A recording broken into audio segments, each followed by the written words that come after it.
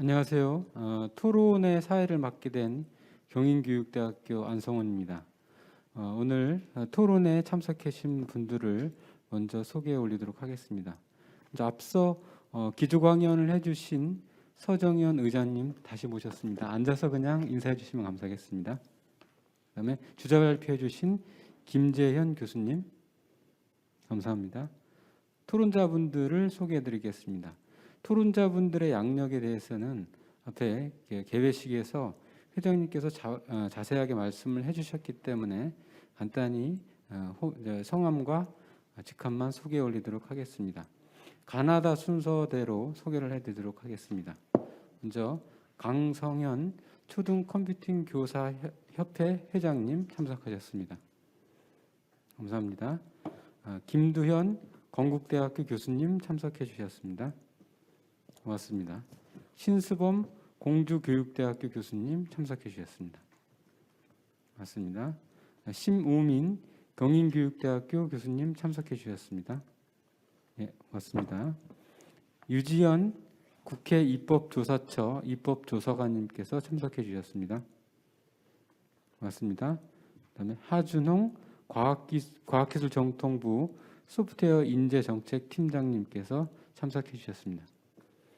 예, 고맙습니다. 자, 그럼 바로 이어서 토론에 들어가도록 하겠습니다. 토론은 앞에서 주제 발표를 해주신 김재현 교수님의 원고 내용과 또 그 기조강연으로 말씀해주신 서정현 의장님의 내용에 대한 전반적인 토론 의견을 부탁을 드렸습니다.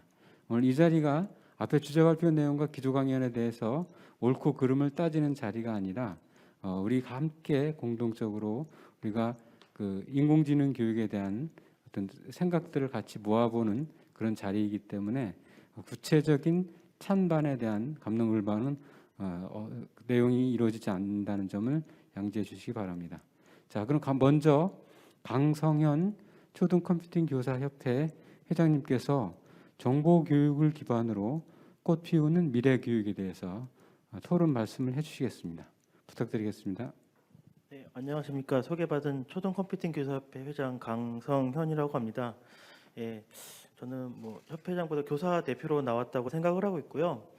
현재 학교 상황들 관련돼서 좀 말씀을 드리려고 했습니다. 지금 학교가 코로나 이전과 이후로 시점으로 많이 바뀌고 있습니다. 지금 미래교육이라든지 다양한 요소들도 있지만 인프라 구축이라는 측면에서는 정말로 가장 빠른 속도로 지금 인프라가 구축이 되고 있고요.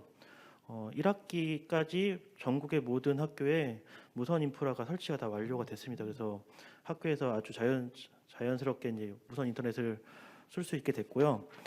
지금 서울시라든지 BYOD 중학교 1학년 전체 학생들한테 단말기를 주는 사업들, 또 앞으로 그린 스마트 사업들 같은 이런 단말기 보급 사업은 있지만 이 단말기 보급 사업 이걸 어떻게 활용할 것인지에 대한 내용들은 거의 없거든요.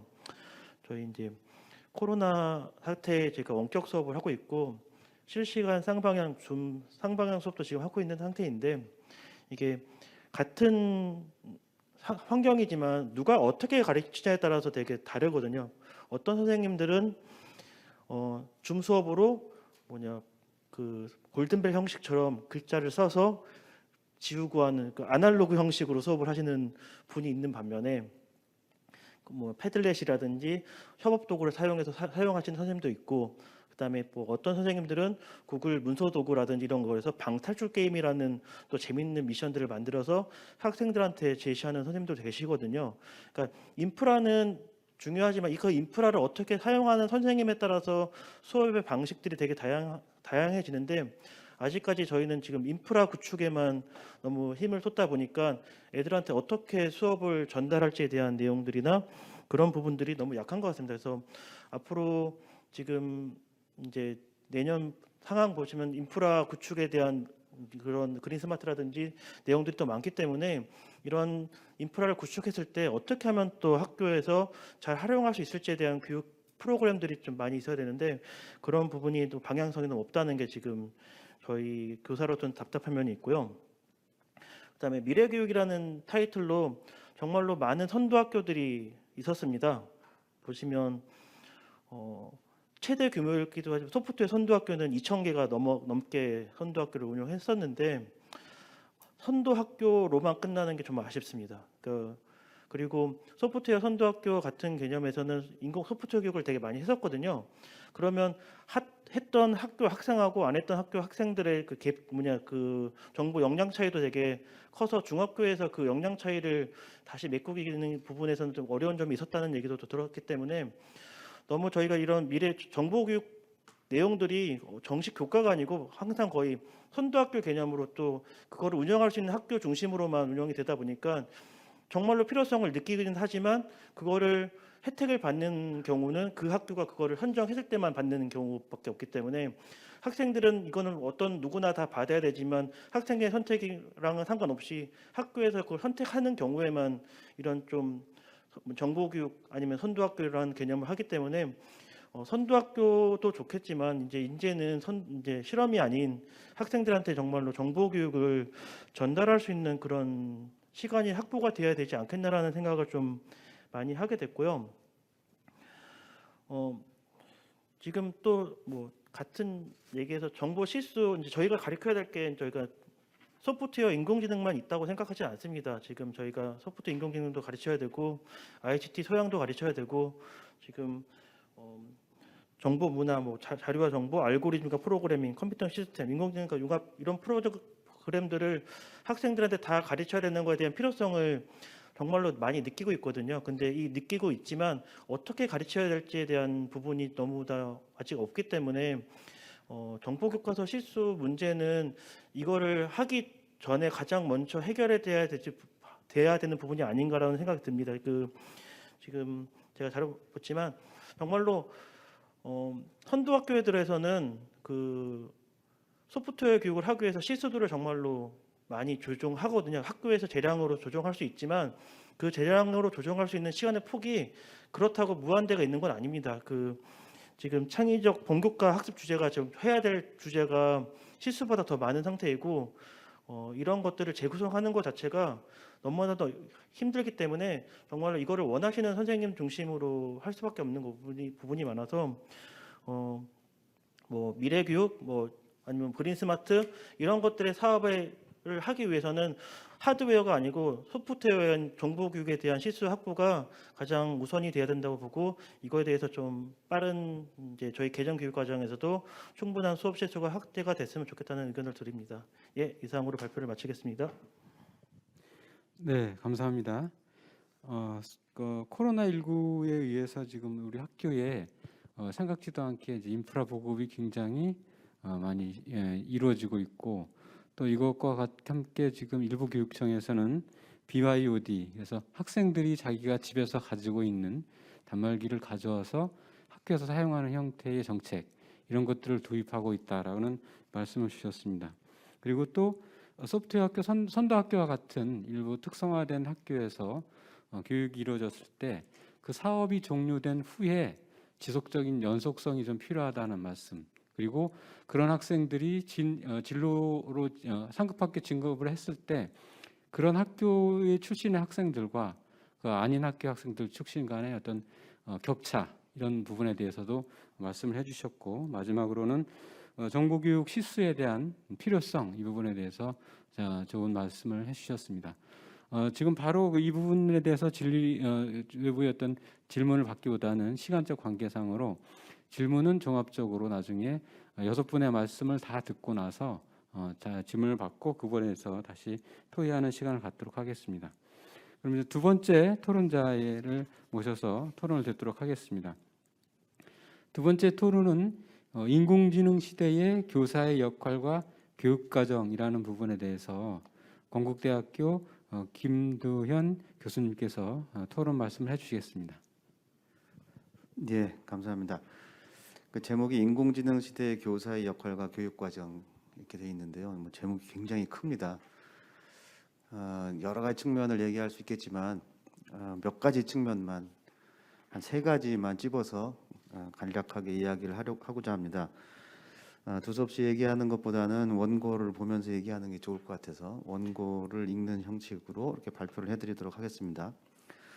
최근 들어서 이제 디지털 대전환 시대에서 초중고 정보 교육의 중요성과 이에 어울리는 정보 교육의 혁신 방안에 대한 논의가 교육계뿐만 아니라 학계 그리고 각종 단체에서 활발하게 전개되고 있습니다. 이러한 활발한 논의 가운데 있어서 과연 초등학생에게 무엇을 어떻게 가르쳐야 하는지가 매우 중요한 이슈가 아닐까 다 같이 생각하고 있습니다. 조금 다른 이야기지만은 며칠 전에 올림픽이 막을 내렸습니다. 코로나 때문에 여느 올림픽과는 사뭇 다른 분위기에서 치러진 올림픽이었지만요. 한국 선수들의 파이팅을 보면서 그들 속에 담겨 있는 몇 가지 단어들이 저의 뇌리를 스쳤습니다. 바로 그들의 열정, 자신감, 또 얼마나 훈련을 많이 했을까, 피땀 흘려서 얼마나 훈련을 많이 했을까, 그다음에 그들이 정말로 올림픽 메달까지 도달하는 데 있어서 기초가 얼마나 탄탄하게 다져졌을까, 뭐 이런 것들의 단어들이 이제 뇌리를 스치고 지나갔고요. 근데 무엇보다도 10대 청소년들의 즐거운 패기, 그 즐거운 패기라는 거 굉장히 저는 많이 느꼈고요. 또 거기서 얻어지는 희열이 우리 모두에게 큰 감동을 주었다고 생각합니다. 우리가 10대 선수들에게서 느낄 수 있었던 그러한 즐거움, 그리고 그 즐거움 속에서 치솟아 오르는 패기와 자신감, 그러한 것이야말로 그 자신에게 있어서나 우리 사회에 있어서 소중한 자산이 될 것이라고 생각합니다. 자, 그렇다면 과연 우리의 정보 교육은 초등학교 학생들, 나아가서 우리나라 청소년들의 인생에 그러한 즐거움과 패기를 선사해 줄 수 있을까요? 정답을 논할 수는 없지만 이를 위한 접근 방법 차원에서 짧게나마 세 가지만 같이 생각해 보고자 합니다. 우선 초등학생의 정보교육 과정은 즐거움에서 출발해야 한다고 생각합니다. 저는 종종 초등학생들도 참여하는 소프트웨어 경진대회, 메이커스 경진대회 심사 또는 참관을 하는 편입니다. 대회에 참가한 어린 참가자들의 톡톡 튀는 아이디어, 그리고 재치 있는 발표, 또 시연들을 보면서 초등학생들에게 있어서 끊임없이 상상하고 자기 손으로 직접 만들어 보는 것이 얼마나 중요한 것인지를 많이 느끼게 됩니다. 초등학교 정보 교육은 이렇듯 펀하게 즐기는 교육에서 출발하는 것이 가장 효과적일 것입니다. 이미 널리 알려져 있고 교육 현장에서 현재도 사용되고 있는 아두이노나 라즈베리 파이와 같은 교육용 보드, 그리고 스크래치류의 시각적 프로그래밍 도구들을 활용하여 마음껏 상상하고 겁 없이 만들어 보도록 하는 것이 매우 중요해 보입니다. 아마 그들이 살아갈 디지털 시대에서의 패기와 자신감은 이러한 즐기는 교육의 연속된 과정 속에서 얻어지는 산물이 되지 않을까 이렇게 생각합니다. 두 번째로 컴퓨팅적 사고 능력을 키워주는 교육 과정이 되어야 하겠다고 생각을 합니다. 저는 사실 조금 과격한 용어지만은 앞으로 세대에서는 컴퓨팅적 사고 능력의 격차가 인생의 격차를 가져온다, 뭐 이렇게까지도 저는 생각을 하고 있습니다. 개인적이지만 사실 정보교육 과정이 방금 전에 말씀드린 것 같이 즐거움만 추구할 수는 없을 것입니다. 그 즐거움이 원동력이 되어서 학생들 속에 무언가에 대한 배움이 있어야 할 것인데 그것은 바로 컴퓨팅적 사고가 될 것입니다. 컴퓨터는 어떤 프로그램을 넣어서 실행하느냐에 따라서 기능이 달라집니다. 범용기기라는 거죠. 때로는 게임 머신, 때로는 동영상 기기, 때로는 커뮤니케이션 도구, 때로는 로봇이 되기도 합니다. 이를 다시 생각해 본다면 컴퓨터는 사람이 프로그램을 통해서 일을 시키는 대로 움직이는 범용기기라는 것입니다.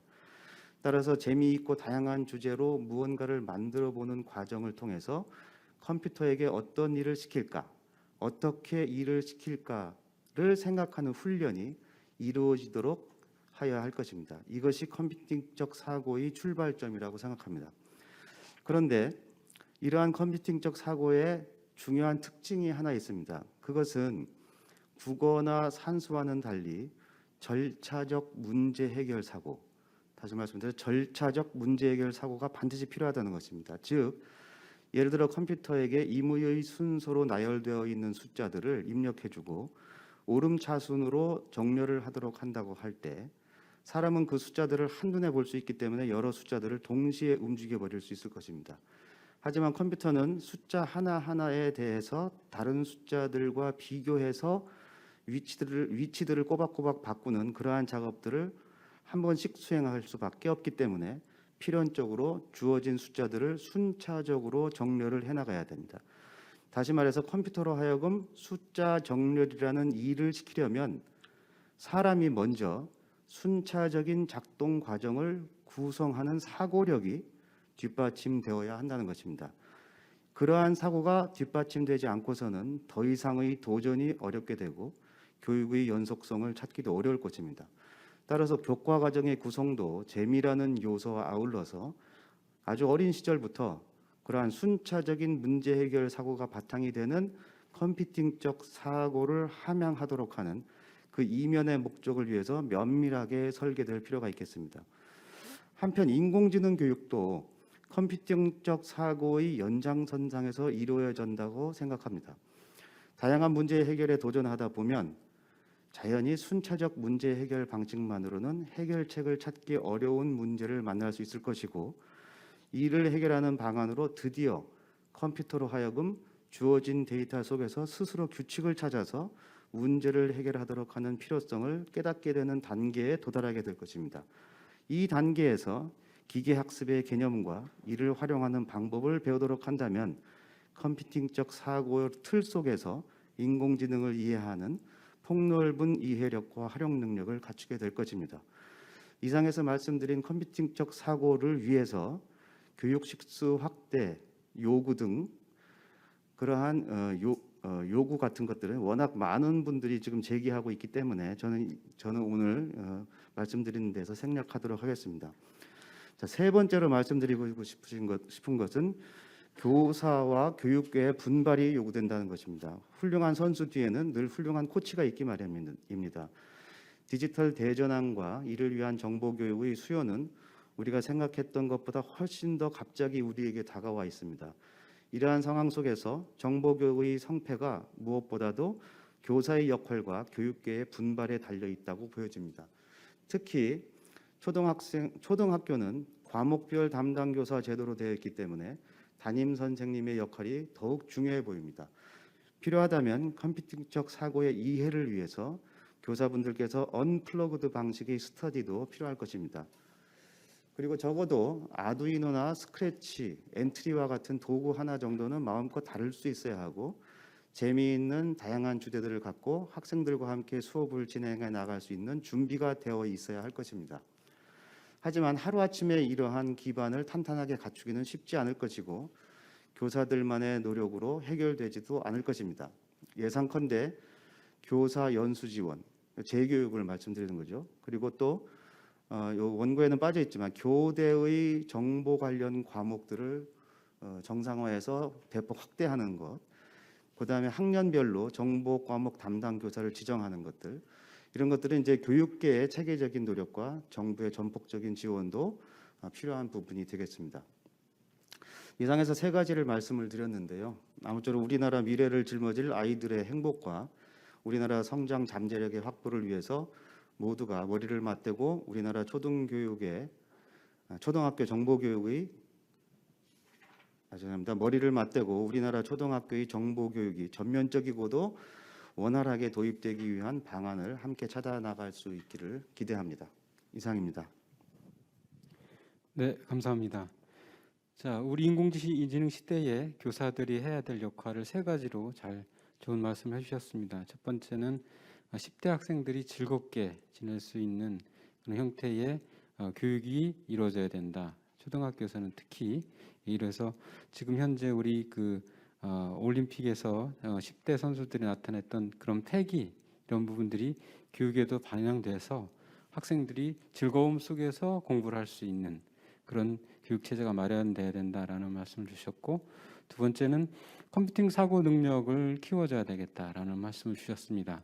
그리고 이제 컴퓨터 과학자 입장에서 우리가 흔히 융합교과라는 부분들을 많이 얘기를 하는데, 융합이라고 하는 것은 컴퓨터 과학과 타 교과의 연계성상을 말하는데, 우리가 흔히 얘기하는 융합이라고 하는 부분들은 타 교과에서 필요한 문제 해결들을 컴퓨터 과학의 어떤 솔루션, 문제 해결 방법을 이용해서 해결하고자 하는 그런 방법들을 취하고 있는 것 같습니다. 하지만 지금 김재현 교수님께서 말씀해 주신 중요한 내용 중에 하나는 그런 솔루션을 이용하기 위해서는 사용자가, 프로그래머가 컴퓨터 과학에 대한 기본 개념을 가지고 있어야 된다.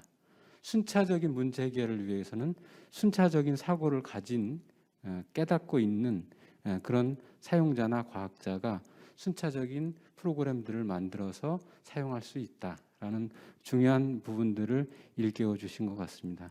이 부분에서 보게 된다면 우리가 추진하고 있는 융합교육이 과연 실현성이 있을까?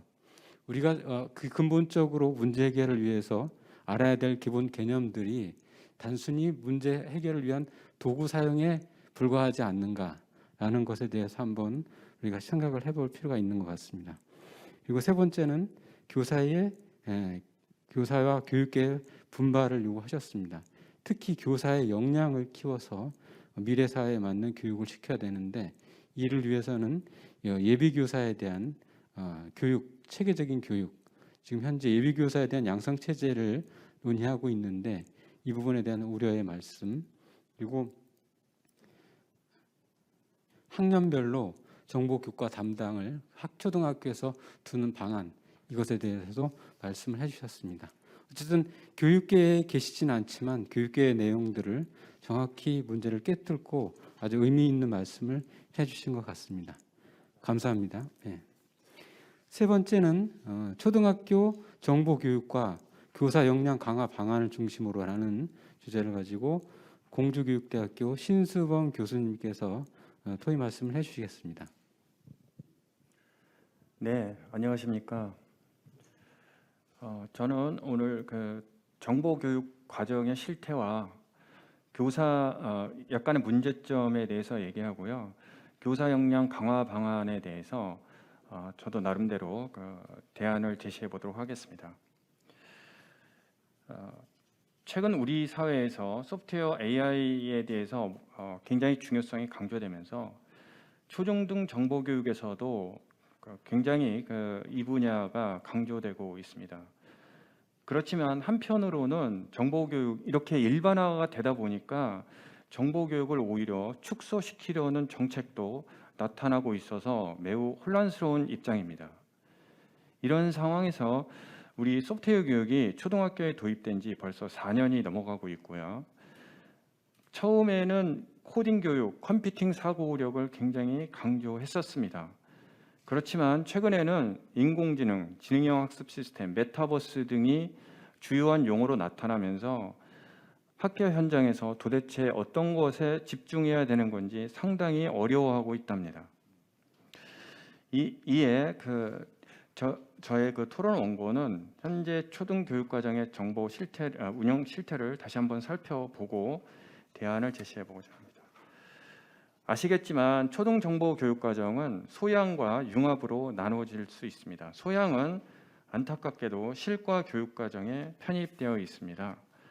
실과 교육 과정에 총 17시간으로 편입되어 있는 거 다들 아실 거고요.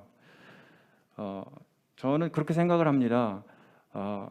그래도 다행이다.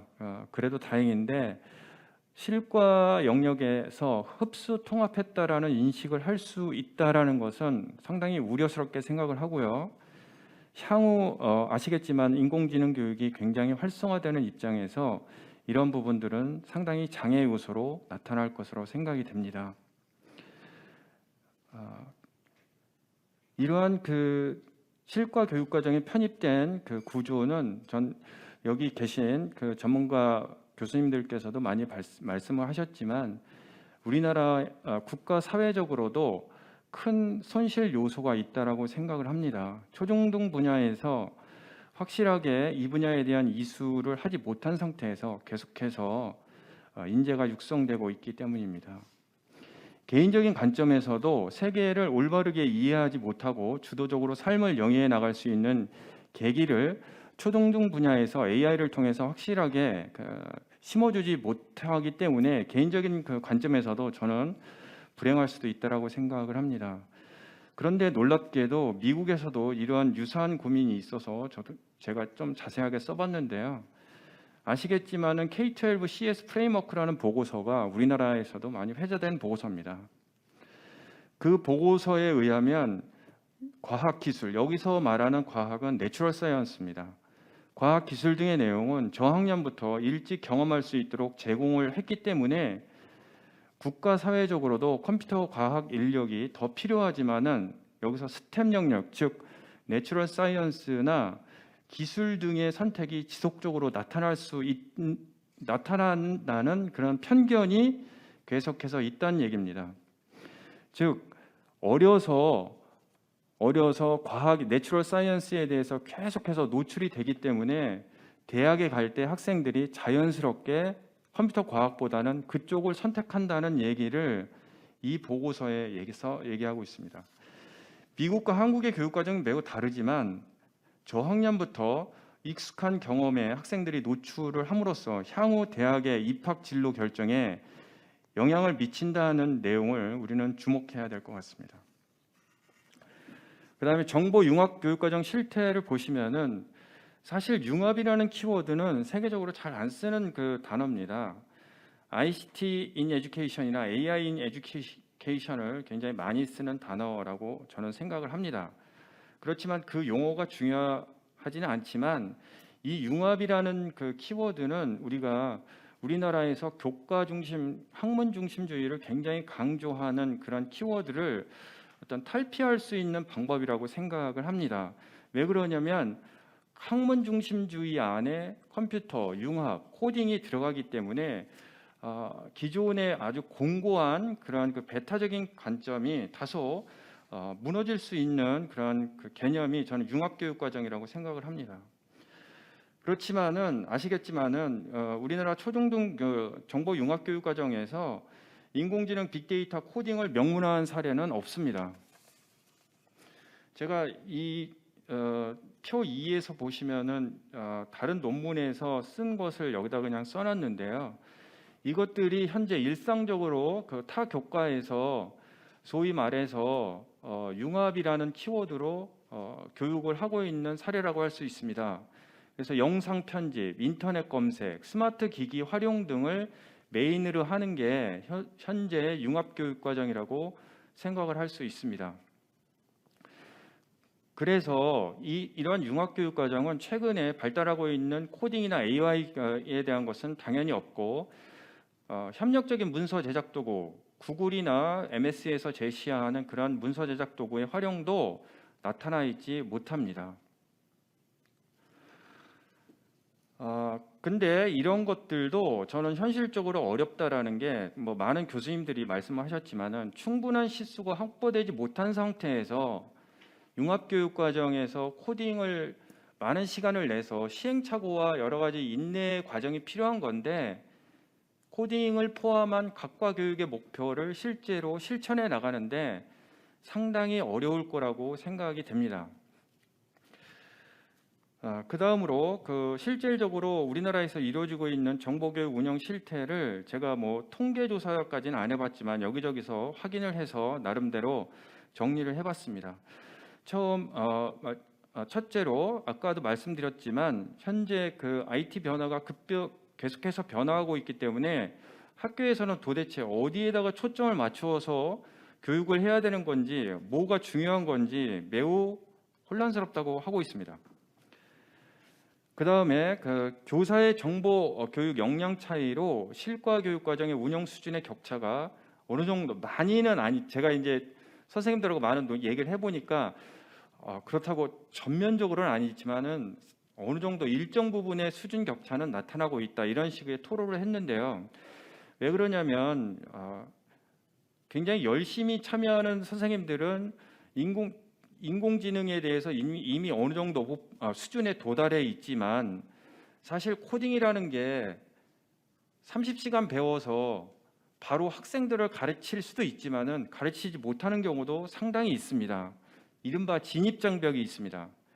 그래서 경력교사나 코딩을 회피하는 코딩 연수를 회피하는 선생님들은 고학년 실과를 가르치지 못하는 경우가 종종 나타난다고 하고요. 그리고 저학년 신임 교사들하고 신규 교사들하고 바꿔서 코딩을 가르친다라고 하는 사례가 사실 저희 지역에서 나타나고 있는데 이건 비단 충남의 상황은 아닐 거라고 생각이 됩니다. 세 번째, 연수 내용을 적용하기에는 정보가 약한 수준이다라고 제시를 했는데요. 이 부분은 뭐 아시겠지만은 옛날에 코딩 교육을 얘기할 때는 선생님들한테 융합 교육이나 코딩 교육의 기본 자료가 상당히 많이 보급을 했는데, 지금 이제 이 얘기는 앞서 나가는 선생님들의 얘기인데요. 융합 교육이나 인공지능을 학교에서 적용하기 위한 구체적인 선생님들을 위한 자료가 너무나도 없어서 실제로 융합 교육을 진행하기가 상당히 어렵다, 이런 얘기를 많이 호소를 했습니다. 그리고 제가 이런저런 논문 자료를 찾아보면서 느낀 건데, 저는 픽스포 러닝 이 사이트나 코코 데이터셋 이런 거 보고서 굉장히 놀랐습니다. 이런 걸 보면은 이미지 분석을 엄청나게 많이 해놔서 우리 교대나 초등학교에서도 잘 사용할 수 있는 이미지 데이터 세트를 너무나도 잘 준비되어 있는 것을 보고서 우리나라에는 왜 이런 것이 없는지, 아직까지 우리도 굉장히 준비해야 될 게 많이 있구나라는 생각 해봤고요. 또 하나, 머신러닝 체험 AI 프로그램이라는 것은 아시겠지만은 구글 AI 실험실에 가보면은 우리가 많은 AI 체험 프로그램이 있습니다. 그런 것들을 국내에서도 좀 개발을 해야 예비 교사나 초등학생들한테 이런 것이 AI 프로그램이고 이런 것이 머신러닝이 이렇게 접속이 들어가서 만들어진 거다라고 우리가 설명을 할 수가 있는데, 머신러닝이 내장된 국내에서 만들어진 AI 교육용 프로그램이 사실 상당히 힘듭니다, 지금. 그래서 이런 부분들이 보완이 돼야 된다고 생각을 합니다. 그리고 정보 교육을 위한 교사 교육 방향에 대해서 살펴보겠습니다. 저는 단순히 정보 교육 시간을 확대하고 교사 교육을 강화하는 정책 이상의 학교 교육 프레임 전환을 준비해야 되는 시기라고 생각을 합니다. 그것은 첫 번째에서 나와 있는데요. 자동화 가능성이 높은 교사 업무 요소를 선별하는 연구가 필요하다라는 일단 제안을 하고 싶고요. 그것은 유로피안 리포트에서 나와 있는 투옴이라는 분이 쓴 보고서를 보고 굉장히 놀랐는데, 이분이 미국의 중학교의 직무 내역을 13가지를 분석했더니 2가지를 제외하고 전부 다 AI가 대체할 수 있다라는 보고서를 유러피안 보고서에다가 써놨습니다. 그래서 자동화 대상이 안 되는 것은 학부모 상담과 기획 업무, 이것을 제외하고는 모두 다 자동화 대상이라고 써놨습니다. 그래서 이제는 우리나라도 어떠한 것이 교사 업무 중에서 자동화 대상이 될 수 있는지 선별하는 연구가 필요하고, 그에 따라서 교사 교육 기관에서도 그것을 집중적으로 교육을 해야 되는 시대가 오지 않았나, 그런 생각을 해봅니다. 두 번째, 지능형 학습 시스템을 활용할 수 있는 역량 개발이 시급하다라는 얘기인데요. 지능형 학습 시스템은 아시겠지만은 그냥 자동적으로 학생들을 가르치는 게 아니더라고요. 선생님의 개입이 상당히 필요하고, 거기서는 특별히 실시간으로 쏟아져 나오는 빅데이터를 분석하고 이해할 수 있는 능력이 필요하다라고 많은 연구 보고서에서 얘기하고 있습니다. 특히 여기서 제가 약간 오타가 나와 있는데요. 5가지입니다. 5가지의 예를 들어보면 미국 교육부에서 제시한 5가지의 교사 역량은 데이터의 위치를 이해해야 한다는 거고, 데이터를 이해하고 해석하고 그걸 가지고서 의사결정을 내려야 된다는 얘기를 하고 있고, 그와 관련한 질문을 상정할 수 있는 능력이 필요하다, 이런 얘기를 하고 있습니다. 그래서 지능형 시스템을 이용한다라는 것은 지능형 시스템이 100% 완벽하게 수업을 진행하는 것이 아니기 때문에 지능형 시스템에서 쏟아져 나오는 데이터를 활용하고, 또 지능형 시스템이 잘 못하는 부분을 우리 인간 교사가 대처하는 역량이 필요하다는 관점에서 써봤습니다. 그리고 지능형 학습 시스템의 일반화는 아직도 시간이 필요한 것이 사실입니다. 그렇지만 아시겠지만은 국내 교육청에서도 개발을 시작을 했고, 미국에서는 민간 기관을 중심으로 많이 진행을 하고 있습니다. 그래서 지능형 시스템을 잘 활용할 수 있는 교사 교육이 필요하다라고 저는 생각을 하고 있습니다. 셋째, 인공지능 융합교육 과정의 개발이 필요하다. 이 부분은 아까도 말씀을 드렸지만은 사실 그 인공지능 융합교육이라는 것은 데이터 수집이 굉장히 중요한 그 역할을 할 수 있는데 데이터 수집과 관련된 국내 교육 과정을 찾는 것은 사실은 굉장히 무리라고 생각을 합니다. 즉 AI 친화적인 교육 과정 구성이 현재 전혀 준비되어 있지 않다라고 생각을 합니다. 그래서 인공지능 융합교육 과정이라는 것은 AI 친화적인 데이터 수집과 분석에 필요한 교육 과정으로 탈바꿈할 시대가 왔다라는 말씀을 드리고 싶습니다. 그리고 네 번째 마지막으로 인공지능 빅데이터 소양 교육의 지속적인 확대 정책이 필요하다. 이 부분은 다른 그 교수님들께서도 많이 말씀을 하신 것 같습니다. AI 프로그램, AI를 활용하기 위해서는 유네스코 OECD 보고서에도 그런 얘기를 하고 있습니다. AI 활용을 잘하기 위해서 AI 기본 소양, AI 기본 프로그래밍을 가르쳐야 된다 이런 얘기를 하고 있습니다. 그리고 여기 발음이 좀 어려운데요. 콜린 디 이분이 그 5가지 그 인공지능 시대의 교육 요소를 제시했는데 의미 있다라고 생각을 합니다. 빅데이터 시대의 불확실성에 대한 이해가 필요하고 코딩과 컴퓨팅 사고가 필요하며 데이터 관리 역량이 필요하고 AI 기반의 비판적인 사고, 포스트 AI 휴머니즘적인 사고가 필요하다고 이분이 제시를 하고 있습니다. 마지막으로 이건 현장 교사 연수와 관련돼서 아시겠지만은 경력 교사들이 연수를 계속해서 기피하는 점도 있습니다. 그런 거에 대한 정책 개발이 저는 꾸준히 나와줘야 된다고 생각을 하고요. 아시겠지만 뭐 저희 그 교대에서 예비교사 교육과정에 시수가 너무 적어서 상당히 어려움을 겪고 있습니다. 그래서 학점수 확대를 계속해서 요청을 하고요. 또는 그 제가 재정 지원 사업에서 해보니까 교육 실습에서 코딩 교육을 뭔가 명문화 시켰을 때 예비교사들이 그렇게 그대로 따라하는 모습을 많이 봤습니다. 그래서 교육 실습에서 코딩 교육, 인공지능 교육을 반드시 1시간 이상 실습을 진행해 달라 이런 부분도 저는 예비교사 교육을 강화시킬 수 있는 방법이라고 생각을 합니다. 나머지 뭐 임용고시에서 적용, 그 다음에 교사나 예비교사들에 대한 자율 동아리에 대한 인센티브도 상당히 왜 그러냐면 학생들에 대한 편차가 굉장히 많이 있습니다. 열심히 인공지능을 또는 코딩을 배우려고 하는 예비교사들 상당히 많이 있습니다. 그렇지 않은 학생들도 상당히 많이 있습니다. 그랬을 때 열심히 하려고 하는 학생들을 적극적으로 키워줄 수 있는 자율동아리 인센티브도 예비교사 교육을 강화할 수 있는 방법이라고 생각을 합니다. 예, 이상 마치겠습니다. 예, 감사합니다. 초등학교 정보교육과 교사 역량 강화 방안에서 아주 자세하게 분석의 내용을 말씀해 주셨습니다.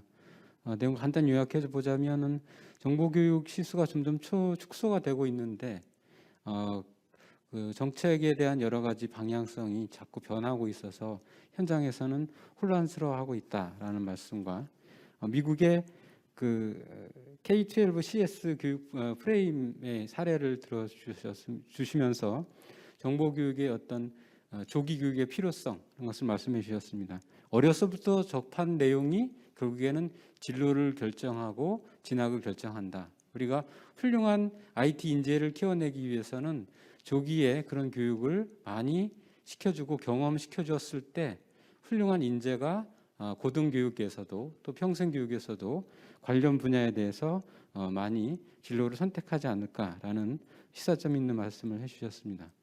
그리고 또 기본적으로 학문 중심 교육과정 내에서 컴퓨터 정보 교육에 대한 핵심 코어 교육이 필요하지 않겠나라는 말씀도 주셨습니다.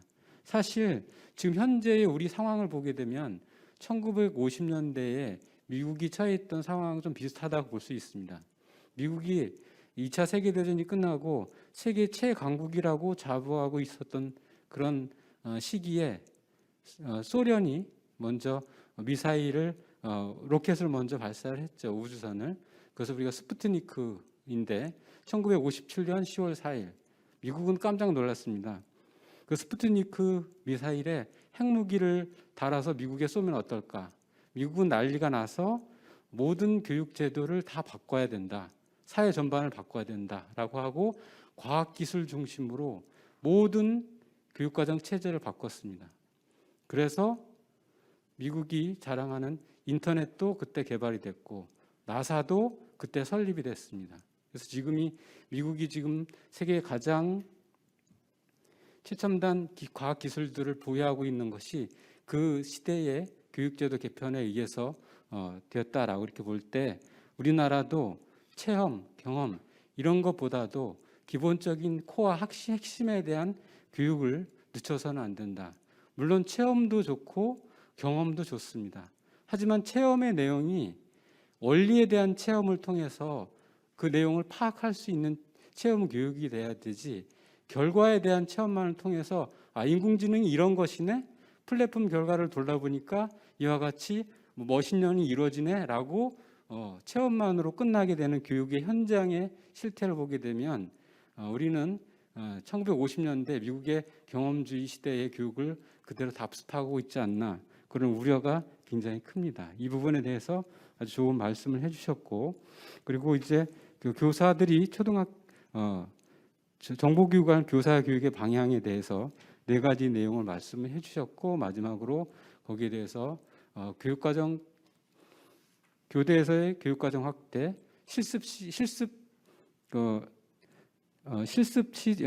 교사 실습에서의 코딩 교육 의무화 이런 아주 좋은 아이디어들도 많이 말씀을 해주신 것 같습니다. 예, 감사드리고요. 자, 그 다음은 인공지능 시대의 교육 법제에 대해서 심우민 교행교육대학교 교수님께서 말씀을 해주시겠습니다. 예, 안녕하십니까. 경인교대 심우민입니다. 아까 이재호 회장님께서도 처음에 이제 말씀을 해주셨지만 저 같은 경우에는 이제 교과교육 전공자도 아니고요. 순수하게 이제 법학을 전공한 입장이고 다만 이제 IT 법학 관련해 가지고 그간에 이제 연구나 이야기들을 많이 해 왔었습니다. 그래서 그런 측면에서 오늘 이제 아마 핵심적인 내용은 정보교과의 부분을 어떻게 교육과정에 반영할 수 있을까? 그렇다면 이제 제가 논의에 기여할 수 있는 부분은 입법적인 측면에서 고려할 수 있는 요소들이나 전략들을 아마 제시해 드리는 그 정도의 수준이 되지 않을까. 그래서 저는 교육 전문가는 아니지만 저의 시각에서 이제 그런 논리들을 한번 전달을 해 드리도록 하겠습니다. 사실 이제 오늘 논제가 되고 있는 인공지능이나 4차 산업혁명 이게 매번 새로운 단어로 저희한테는 느껴지지만 이미 이런 단어가 논의가 된 지도 거의 특히 이제 AI 같은 경우에는 2016년도 이후에 지속적으로 논의가 되고 있어서 이제는 이제 엄청난 기대보다는 좀 차분한 시각에서 이것을 우리 교육 현장에 어떻게 적용할 것인가를 논의해야 되는 상황일 것 같고요. 특히 이제 최근에 코로나 팬데믹 상황에서 비대면 교육이 활성화되면서 이 디지털의 영향력이라는 게 얼마나 크고 중요한지 깨닫게 되었고 그렇기 때문에 더더욱이 이 정보교과의 문제는 중요한 논제로서 다가온다라고 할 수 있을 것 같습니다. 그런데 이제 제가 이제 저 같은 경우에는 순수하게 이제 학문 분야 연구를 하다가 이렇게 교육계에 들어와서 제일 생소했던 것 중에 하나가 소위 말하는 이제 교과 교육이라는 그 영역의 장벽들이 굉장히 많이 높게 있다라고 생각을 하고요. 그러다 보니까 이제 정보교과가 자리 잡는 데 있어서 그런 교과 영역 간의 이해관계 조율이 항상 문제가 되고 또 하나는 이제 대한민국의 고질병이라고 할 수 있겠는데요. 뭔가 하나를 이렇게 하려고 그럴 때 부처 간의 이해관계라든지 자기 영역 다툼 이런 것들이 굉장히 커지고 있습니다. 그래서 그런 부분들이 사실은 해결해야 될 가장 중요한 난제라고 할 수 있을 것 같습니다. 그래서 그런 입장에서 상황 인식을 하고 논의를 좀 말씀을 드리겠습니다. 그 자료집에 이제 56페이지에서 7페이지 있는 것들은 기존에 제가 이제 저의 어떤 논리적인 전개, 이론적 전제들을 조금 설명해 놨는데 이것이 이제 소위 말하는 아키텍처럴 레귤레이션이라고 해서 아키텍처 규제론이라고 설명을 저는 하고 있습니다. 그리고 이 부분은 뭐 저만 주장하는 게 아니라 소위 말하는 이제 규범학을 하시는 분들이 대부분 이런 관점을 가지고 있는데요. 자세하게 설명드리기 애매하니까 58페이지의 그림 1을 보고 말씀을 드리겠습니다. 과거에 이제 어떤 네트워크가 매개되지 않은 사회에서는 휴먼 투 휴먼의 관계였기 때문에 사람과 사람의 소통이 중심이 되고 교육도 이제 그런 측면에 타겟팅을 하게 됐었는데요. 이제 뭐 소위 말하는 인터넷이나 이런 것들 네트워크가 매개가 되면서 CPND라고 하는 다양한 요인들이 그 최종단에서 최종단 사이에 개입해 들어오기 시작을 합니다. 그러면서 과거에는 인간이 인간을 규율했다고 한다면 지금 그 그림에서 보시는 것처럼 CPND라고 하는 네트워크의 다양한 기술적 요인들이 사람의 행위와 판단을 제약하는 요인으로 등장을 하고요. 그것을 이제 아키텍처 규제다 이렇게 부르고 있고요. 최근에 이제 인공지능 얘기가 나오면서 그 가운데 매개하는 단에서 또 중요한 요인으로 등장하고 있는 것이 이제 알고리즘인데요. 그래서 알고리즘 규제론 이렇게 이야기를 하기도 합니다. 결국엔 이제 아키텍처 규제나 알고리즘 규제나 이런 것들이 의미하는 바는 단순히 어떤 새로운 아주 신기한 기술적 요인이 등장한다라는 수준이 아니라요. 과거의 인간 중심의 사회에서 인간이 인간 대 인간으로 만나는 것이 아니라 그 사이를 매개하는 다양한 기술적 요인들이 등장한다라는 그 지점인 것 같습니다. 그렇기 때문에 우리가 단순히 뭐 기술을 익힌다, 또 기술을 활용한다 이 측면이 아니라 우리 사회 전체가 변한다. 소위 말하는 요즘에 이제 유럽에서 얘기한 디지털 트랜스포메이션이 진짜로 눈앞에 다가왔다라는 것을 의미하는 게 아키텍처 규제론과 알고리즘 규제론의 의미라고 할 수 있겠습니다. 근데 이제 오늘 논하는 논제라고 할 수 있는 인공지능이라는 측면에 조금 맞춰보자면 사실 이제 가장 큰 문제점이라고 할 수 있는 게 58페이지에 이제 첫째라고 해서 불확정성 얘기를 조금 말씀을 드렸습니다. 이게 아까 앞에 토론해 주신 교수님들 이제 그 외국의 학자가 이제 불확정성 얘기한 걸 말씀해 주셨는데 소위 말하는 이제 철학 영역의 인디터미넌시라고 하는 비결정성의 문제입니다. 이것은 그 인공지능이 이제 학습을 통해서 자율적인 판단을 추구한다라고 했을 때 어떤 학습을 했는지 추적하기가 어렵다. 소위 말하는 블랙박스적 성격. 이것 자체를 교육해야 되는 어려움이 좀 있습니다. 어떤 식으로 기계적인 개체가 판단을 하는지에 대한. 그래서 지금 이 아키텍처 규제라는 그 틀 속에서 보자면 이 과거에는 이 네트워크적인 요소들이 예측 가능했었는데 이제는 그 예측 가능성이 떨어지고 있다. 그래서 교육 현장에서 이제 그런 부분들을 어떻게 고려해야 되는지가 가장 큰 문제일 거고요. 두 번째로는 이제 아까 이미 말씀드렸지만 이게 단순히 어떤 기술적 요인의 변화, 매개 수단의 변화가 아니라 사회 구조의 변화와 연결되어 있다. 그러다 보니까 교과 영역으로 치자면 단순히 정보 교과뿐만이 아니라 국어과, 사회과, 뭐 윤리과 모든 영역에 사실은 영향을 미치고 있다. 예를 들면 제가 전공하고 있는 법 같은 경우에도 AI를 전제로 해서 법이라는 규범을 바라본다면 지금 과거에 우리가 교과서적으로 배웠던 내용으로 법을 바라볼 수 없는 상황입니다. 근데 그런 전통적인 내용들이 바뀌지 않고 있는 그런 문제점들이 좀 있을 것 같고요. 그다음에 이제 뭐 이건 당연한 건데 그 기술이 발전할수록 국경 간의 경계가 없어진다라는 것들. 그래서 좀 글로벌한 트렌드를 저희가 어쩔 수 없이 조금 그러니까 추적해 나가야 된다라는 것이 있고 또한 이제 다양한 규제적인 요인들 그러니까 뭐 우리나라 정보가 외국에 넘어간다든지 뭐 이런 것들도 저희가 고려는 해야 된다. 그래서 이런 변화는 가히 어떤 사회 전면적인 변화라고 할 수 있겠고 그렇기 때문에 인공지능 또는 정보교과에 대한 교육을 강조하는 것은 아무리 강조해도 지나치지 않다라는 이제 말씀을 드리겠습니다. 근데 아까 제가 말씀드렸던 것처럼 사실 인공지능이나 뭐 이런 것들이 매개된 상황에서 가장 중요한 것은 소위 말하는 기술적 불확정성에 대한 교육 내지는 위험사에 대한 교육 이런 것들이라고 할 수 있겠습니다. 그런 의미에서 이 불확정성 때문에 사실은 이제 뭐 다들 아시겠지만 익스플레이너블 AI 개발도 논의가 되고 있고 뭐 여러 가지가 되고 있지만 이제 그게 기술적으로 저희가 거기에 그냥 머물 수는 없는 거고 교육에서 그럼 이런 것들을 어떻게 소화시킬 것인가 이런 고민이 필요하고 그렇기 때문에 또 정보교육이 중요하다라고 할 수 있을 것 같습니다. 또 한 가지 이 인공지능이나 정보교육과 관련해 가지고 중요한 것들은 저희가 이제 조금 현실적인 시각을 가져야 될 필요가 있을 것 같은데요. 분명히 우리가 국가 중심 교육 과정을 가지고 있고 국가 중심 교육 체계를 가지고 있지만 실제로 이 인공지능이나 데이터 사이언스나 뭐 하여튼 이런 것들이 대부분 이제 민간 영역의 그 테크 기업들과 연관을 가질 수밖에 없습니다. 그래서 민간 영역의 교육에 대한 투자를 유도할 수 있는 어떤 규범적인 틀도 우리가 필요할 것 같습니다.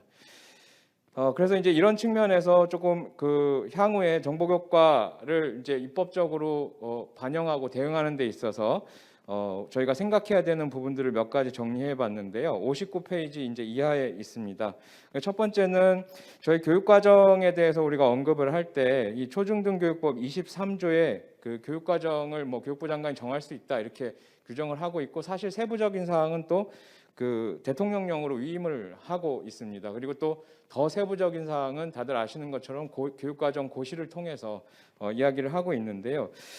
재밌는 건 이 정보교과라는 게 특별하게 부각이 안 되어 있습니다. 그래서 그 지금 초중등교육법 시행령 43조에 보면 이 결국엔 정보교과 어디에 들어가냐면요, 교육부 장관이 필요하다고 인정하는 교과, 여기에 이제 들어가는 걸로 설명이 되고 있습니다. 그런데 그 뒤에 보시면은 그래서 이제 입법론 중에 이거를 정보교과를 정식화하기 위해서 시행령에다가 정보교과를 명시하자라는 그런 입법론을 제시하는 경우가 있는데요. 사실은 이제 이거를 이제 법이론적으로 보자면 거기에 뭐 국어과, 사회과, 뭐 실과 이렇게 언급이 되고 있는 건 예시적 열거입니다. 그래서 거기에 열거되어 있지 않다라고 해서 정보교과가 독립교과로서의 성격을 가지지 못하는 건 아니기 때문에 이제 그런 대안을 제시하는 것은 조금 문제가 있지 않을까 이런 생각이 들고요. 그래서 사실은 이제 정보교과의 독립성이라든지 확장성 이런 것들을 논의하는 것은 정책적인 결정의 문제이지 법에다가 문구 하나 추가한다고 해서 될 문제는 아니다라는 이제 말씀을 드리겠습니다. 그리고 이제 정보교과와 관련해서 중요한 법 중에 하나가 과학수학정보교육진흥법입니다. 근데 저는 이 법을 사실은 이제 얼마 전에 찾아보면서 좀 재밌었던 것 중에 하나가요. 과학이나 수학 교육에 대해서는 저희가 모종의 공통분모를 가지고 있습니다. 근데 이 정보교육에 대해서는 이게 헷갈리거든요. 뭐 예를 들면 저희가 인공지능 얘기하면서 빅데이터 얘기하고 빅데이터 얘기하면서 사물인터넷 얘기하고 왔다 갔다 하는 것처럼 정보교과의 명확한 개념 정의가 어려움에도 불구하고 이 정보교육이라는 개념 정의가 이 법에 등장하지 않고 있다라는 겁니다. 그래서 오히려 이 부분을 좀 강조할 수 있지 않을까 법안을 분석하면서 이제 그런 생각을 해봤는데, 문제는 만약에 정보교육에 대한 개념 정의를 새로 하고 이 정보교육 교과 운영에 대한 내용을 새로 추가하면 이 과학수학정보교육진흥법 자체는 좀 뭐랄까 체계적으로 좀 이상한 법이 돼버린다. 그래서 어떻게 보면 이 법은 자연과학적인 그 교육을 강조한다라는 측면에 있는 건데 정보교과를 좀 그러니까 뭔가 특수하게 강조하는 그런 이상한 상황이 발생할 수도 있어서 사실은 이제 다른 법제를 활용하는 것들을 고민해 봐야 되지 않을까 이런 생각이 들고요. 그래서 이제 그 다음번에 논의한 게 이제 소위 말하는 뭐 경제교육, 인성교육, 법교육 뭐 이런 거 진흥하기 위해서 무슨 교육진흥법, 무슨 교육지원법 이런 것들이 있는데요. 저도 사실은 이제 교대에 오고 나니까 이런 진흥법, 지원법 이거 제정안을 만들어 달라는 수요가 많아가지고요. 뭐 미디어 리터러시 교육 지원법 뭐 이런 것도 만들어 보고 했는데 이제 하면서도 저는 항상 부정적입니다. 왜냐하면 너무 무슨 교육 지원법 이런 게 너무 많기 때문에 별로 이 법이 의미가 없다. 그리고 두 번째는 그런 법들이 교육 과정을 바꾸는데 별 도움이 안 되더라. 그냥 그 관할 부처의 이해관계만 반영해 줄 뿐이다라는 생각이 들어서요. 그래서 결국에는 이제 다만 이제 이 법들 중에 몇몇 법들은 저희가 참조할 수 있는 건 있습니다. 예를 들면 아마 인성교육, 경제교육이었나 그랬는데 그게 학교 교육하고 일반 사회교육을 구분해가지고 접근을 하거든요. 그래서 관할 부처를 정해놓고 명확하게 태스크를 부여하는 이제 그런 시스템인데요. 이렇게 되면 이제 부처 간의 이해 충돌이 없어지는 현상이 발생할 수 있을 겁니다. 그래서 뭐 그런 시사점이 좀 있고요. 결국에는 이 지원법, 진흥법도 교육을 담당하는 정부 부처와 또 관할 뭐 예를 들면 인공지능을 담당하는 정부 부처 간의 어떤 이해관계 조율의 문제 이런 것들이 중요한 문제로 등장한다라고 볼 수 있겠고요. 그래서 인공지능 교육을 생각하다 보니까 결국에는 이제 마지막에 봉착하게 된 지점이 우리나라에 있는 지능정보화 기본법입니다. 이게 이제 과거의 국가정보화 기본법을 지능정보 기술을 포함해서 바꾼 건데요. 이 지능정보화 기본법에 보면 일부 조문 중에 이 전문 인력 양성에 관한 그 규정이 있습니다. 그리고 정보격차 해소 교육, 정보 과이전 교육 이런 교육에 관한 내용이 들어 있는데 별도로 학교 교육 과정에 대해서는 이 법에서 언급을 하고 있지 않았습니다. 그래서 물론 이제 교육 과정의 문제는 교육부라든지 관련 정책기관들의 어떤 정책적인 결정의 문제이긴 하지만 만약에 인공지능이나 정보 교육이 그만큼 중요하다라고 한다면 이 지능정보화 기본법의 이 교육 과정에 대해서 좀 언급을 해서 교육부나 또 유관 부처들이 협력할 수 있도록 예를 들면 뭐 과기정통부도 있을 수 있겠고요. 뭐 산업통상자원부도 있을 수 있겠고 사실은 이 AI나 데이터 사이언스, 데이터 기술들이 연관되는 영역은 굉장히 무한하게 확장할 수가 있기 때문에 관련된 부처들이 모여서 협의할 수 있는 거버넌스 체계를 구축하도록 이 법에서 규정을 하는 방안을 고민해 볼 수도 있겠다라는 생각이 듭니다. 그래서 뭐 별도의 법을 제정하기보다는 기왕에 있는 지능정보화 기본법을 활용하는 것도 중요한 대안이 될 수 있겠는데요. 문제는 이제 마지막에 써놨는데 이 그 정보 교과를 별도의 영역에서 이렇게 논할 이유가 있는지 이런 것들을 설득을 해야 될 것 같습니다. 그래서 사실은 정보교과의 내용을 앞으로 어떻게 바꿔야 되냐라는 문제도 중요하지만 그 초등교육이라는 측면에서 보자면 초등교육의 정보교과를 어떻게 정식화시킬 것인가, 뭐 타 교과 영역에 포함시켜서 논의하는 것도 물론 가능한 논의이겠지만 사실은 이 인공지능의 아까 그 알고리즘의 불확정적 속성이나 이런 것들은 별도로 가르치지 않으면 사실은 개별 교과에서 그것을 포함시켜서 가르친다라는 것은 크게 무리가 있는 게 아닌가 싶습니다. 그래서 이런 부분들, 뭐 초등교육의 정보교과를 별도로 설정하는 것에 대한 어떤 논거를 확실히 세우고 난 다음에 뭐 다른 그 법을 통해서 정보교과를 정립하는 어떤 입법적인 전략을 세우면 어떨까라는 제언을 드리면서 말씀을 마치도록 하겠습니다. 감사합니다. 예, 감사합니다. 저희가 잘 모르는 이 법제 분야에 대해서 아주 심도 있고 우리가 나가야 될 방향에 대해서도 좋은 말씀을 많이 해주셨습니다. 이미 말씀을 주신 걸 보게 되면 이미 사회에서는 인공지능에 대한 웬만큼에 대한 정리정돈이 이루어졌는데 우리 교육 분야에서는 이제 시작하고 있는 부분이 있어서 교육이 진짜 사회에 뒤처지고 있구나라는 생각이 들고 이제 사회에 나가서 어떤 역할을 할 수 있는 인재를 양성하는 것이 교육의 목표인데 지금과 같은 체제에서 그것이 가능할까라는 의문도 많이 듭니다.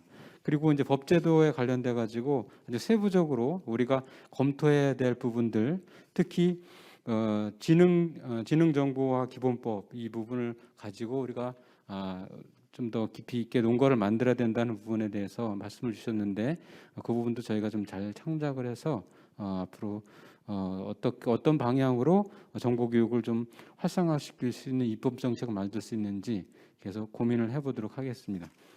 고맙습니다. 자, 그 다음은 학교 정보 교육의 문제점과 입법적 정책적 개선 과제에 대해서 국회 입법조사처의 유지연 입법조사관님께서 토론 말씀을 해주시겠습니다. 안녕하세요. 방금 소개받은 국회 입법조사처 유지연입니다.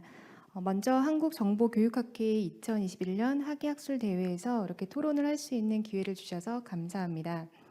제가 근무하고 있는 국회 입법조사처에 대해 간단히 소개를 드리면 입법 및 정책과 관련된 사항을 조사 연구하여 국회의원회와 그리고 국회의원님들에게 제공함으로써 의원님들의 의정활동을 지원하기 위해 설립된 국회의 전문적인 입법 정책 조사 분석 기관입니다.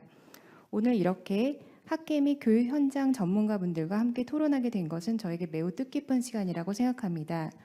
오늘 주제인 초등학교 정보 교육과 교육과정 구성 방안에 대한 학술적, 실용적 논의를 바탕으로 향후 지능정보 사회에서 필요로 하는 창의 융합형 인재 양성을 목표로 하는 학교 정보 교육이 활성화되길 기대합니다. 오늘 준비한 토론 원고는 지난 2019년에 소프트웨어 교육 운영 실태 현장 조사를 바탕으로 작성한 보고서 내용을 일부 발췌한 내용입니다. 당시 오늘 주제 발표를 해주신 김재현 교수님께서 많은 고견을 주셨고 또 교육부, 과기부, 과학창의재단, 또 시도교육청 관계자, 현장 교사분들께서 많은 도움을 주셔서 12개의 현장을 방문하여 소프트웨어 교육 운영 실태를 파악할 수 있었습니다. 이러한 보고서 발간을 계기로 아마도 제가 이 자리에 초대받았다고 생각이 듭니다. 그러면은 토론문을 같이 보시면서 논의를 시작하도록 하겠습니다. 정부는 소프트웨어를 국가 경쟁력을 결정할 수 있는 중요한 요소 중 하나로 인식하고 다양한 인력 양성 정책을 시행하고 있으며 특히 모든 학생에게 능력과 적성에 맞는 소프트웨어 학습 기회를 제공하고자 기반을 마련하고 있습니다.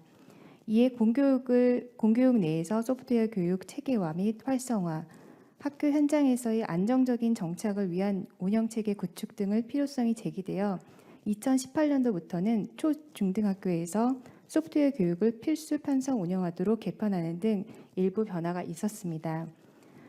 그러나 지능정보사회에 대비한 인재를 양성하기에는 효과적인 교육 방향 정립 및 지속적인 이행 가능성 측면에서 여전히 부족한 것으로 나타났습니다. 이에 초중등교육법 및 초중등학교 교육과정 그리고 과학, 수학, 정보교육진흥법에 따라 시행되고 있는 정보교육, 앞으로는 소프트웨어 교육이라고 하겠습니다.에 관련된 정책 및 운영 과정의 문제점과 개선 과제에 대해 토론하고자 합니다. 다음 장을 보시면은 그 61페이지부터 제가 이제 다음 장에는 조금 정보교육 관련 법령 및 정책 목표에 대해서 제시를 하였습니다. 먼저 관련 법령은 앞에 심은민 교수님께서도 좀 설명을 해주셔서 간략하게 보고 넘어가도록 하겠습니다. 초중등 교육법 제23조 제2항에서 그 교육과정 등에 대해서 명시를 하고 규정하고 있고 또 동법 시행령 제43조 교과에서도 마찬가지로 이와 관련 교과에 대해서 규정하고 있습니다. 이에 의거한 초중등학교 교육과정 도입과 함께 초등학교는 실과 교과에서 그리고 중학교는 정보 교과에서 소프트웨어 교육을 필수적으로 편성 운영하도록 규정하였습니다. 그리고 앞에서 말씀해 주셨던 것처럼 초등학교는 실과 교과에서 17시간 이상 소프트웨어 교육을 편성 운영하고 있습니다. 두 번째로는 과학수학정보교육진흥법입니다. 과학수학정보교육진흥법은 2017년에 명칭과 목적이 전부 개정되었습니다. 그리고 여기 제4조에서는 과학수학정보교육의 기본 방향, 그리고 제5조에서는 국가와 지방자치단체의 임무, 그리고 제9조에서는 재정 지원 등에 대해서 규정을 하고 있습니다. 다음으로 제가 하나 더 살펴본 법은 소프트웨어 진흥법입니다. 소프트웨어 진흥법은 소프트웨어 중심의 경제사회 변화에 대응하고 국가 경제의 지속적인 발전을 도모하기 위해서 지난 2020년 6월 9일에 명칭 등 전부 개정되었고 이는 2020년 12월 10일부터 시행되고 있습니다. 이 소프트웨어 진흥법에서는 소프트웨어 교육의 활성화, 그리고 초중등학교에서의 소프트웨어 교육 진흥, 소프트웨어 영재 발굴 및 육성, 그리고 소프트웨어 역량 검정, 그리고 소프트웨어 문화 조성 등에 대해서 규정을 하고 있습니다. 관련 법들은 간단히 보시면 될 것 같습니다. 다음으로는 초중등 소프트웨어 교육의 목표 및 주요 내용입니다. 2015년 개정 교육과정에 따른 초중등 소프트웨어 교육의 목표는 소프트웨어가 가정과 사회에 미치는 영향을 이해하고 컴퓨터 활용법이 아닌 컴퓨터가 사고하는 방식을 통해 일상생활에서 접하는 문제를 절차적이고 논리적으로 해결하는 창의력과 사고력을 길러 창의융합형 인재를 양성하는 것입니다. 앞서 저희가 주제 발표라든지 기조 강연에서도 살펴보았던 것 같습니다. 이를 바탕으로 초등학교에서는 가정과 사회에서 소프트웨어가 적용되는 사례와 그리고 우리 생활에 미치는 영향을 이해하고 기초적인 알고리즘 및 프로그래밍을 체험하여 소프트웨어의 기초 소양을 함양하는 것을 목표로 하고 있습니다. 그러나 그럼에도 불구하고 저희가 그 실태 조사했던 결과를 바탕으로 보았을 때 몇 가지 문제점들을 발견할 수 있었습니다. 첫 번째로는 효과적인 소프트웨어 교육을 위한 법 제도적 지원이 미흡하다는 지적이 있습니다. 심호민 교수님께서 조금 말씀해 주시긴 했는데요. 이게 시행령에는 저는 반영하지 못한 것이 앞으로는 좀 반영이 되면 좋겠다고 좀 그런 생각을 하고 있는 입장입니다. 두 번째로는 소프트웨어 교육의 중요성에 대한 인식 및 홍보가 미흡하고 이로 인해서 학교별, 지역별 교육 격차가 발생할 우려가 있습니다. 일부 학생이나 학부모 그리고 교원, 학교 관리자 등은 소프트웨어 교육의 정책 목표 및 교육 과정의 목표와 달리 소프트웨어라는 것이 그냥 전문가 양성 교육 과정 또는 피지컬 컴퓨팅, 로봇만을 활용하는 교육이라는 인식을 가지고 있기도 합니다. 한편 또 초등학교의 경우에는 실관의 일부 단원으로 존재하는 소프트웨어 교육에 과연 예산과 인력을 투입해야 하는 그 당위성, 교육 효과에 대한 그런 비판적인 시각이 있다라는 인식도 있습니다. 두 번째로는 특히 학교 관리자의 의지에 따라서 소프트웨어 교육의 운영 방식 및 지원에 큰 편차가 생길 수 있으나 이들의 인식은 여전히 미흡하고 또 2019년부터 각 시도교육청으로 이관된 관리자 연수도 시도교육청 장학사의 소프트웨어 교육에 대한 인식 편차로 인해서 효율성이 저하되고 있다는 문제점도 제기되었습니다. 예를 들어서 아까도 조금 토론자분께서 말씀해 주셨는데요. 그 교사가 담당하게 되는 학년의 학교장의 재량으로 배정이 되는데 초등학교 경우에는 소프트웨어 교육 연수를 받은 교사가 6학년에 배정되지 않거나 또는 연수를 받지 않은 교사가 6학년에 배정되어서 소프트웨어 교육을 담당한 사례가 발생할 수 있습니다. 또 학교 운영비 내에서 정보교과 예산 확보도 학교장의 해당 교과에 대한 인식에 따라서 달라질 수 있어 학교 관리자의 소프트웨어 교육에 대한 인식 개선이 시급한 것으로 보였습니다.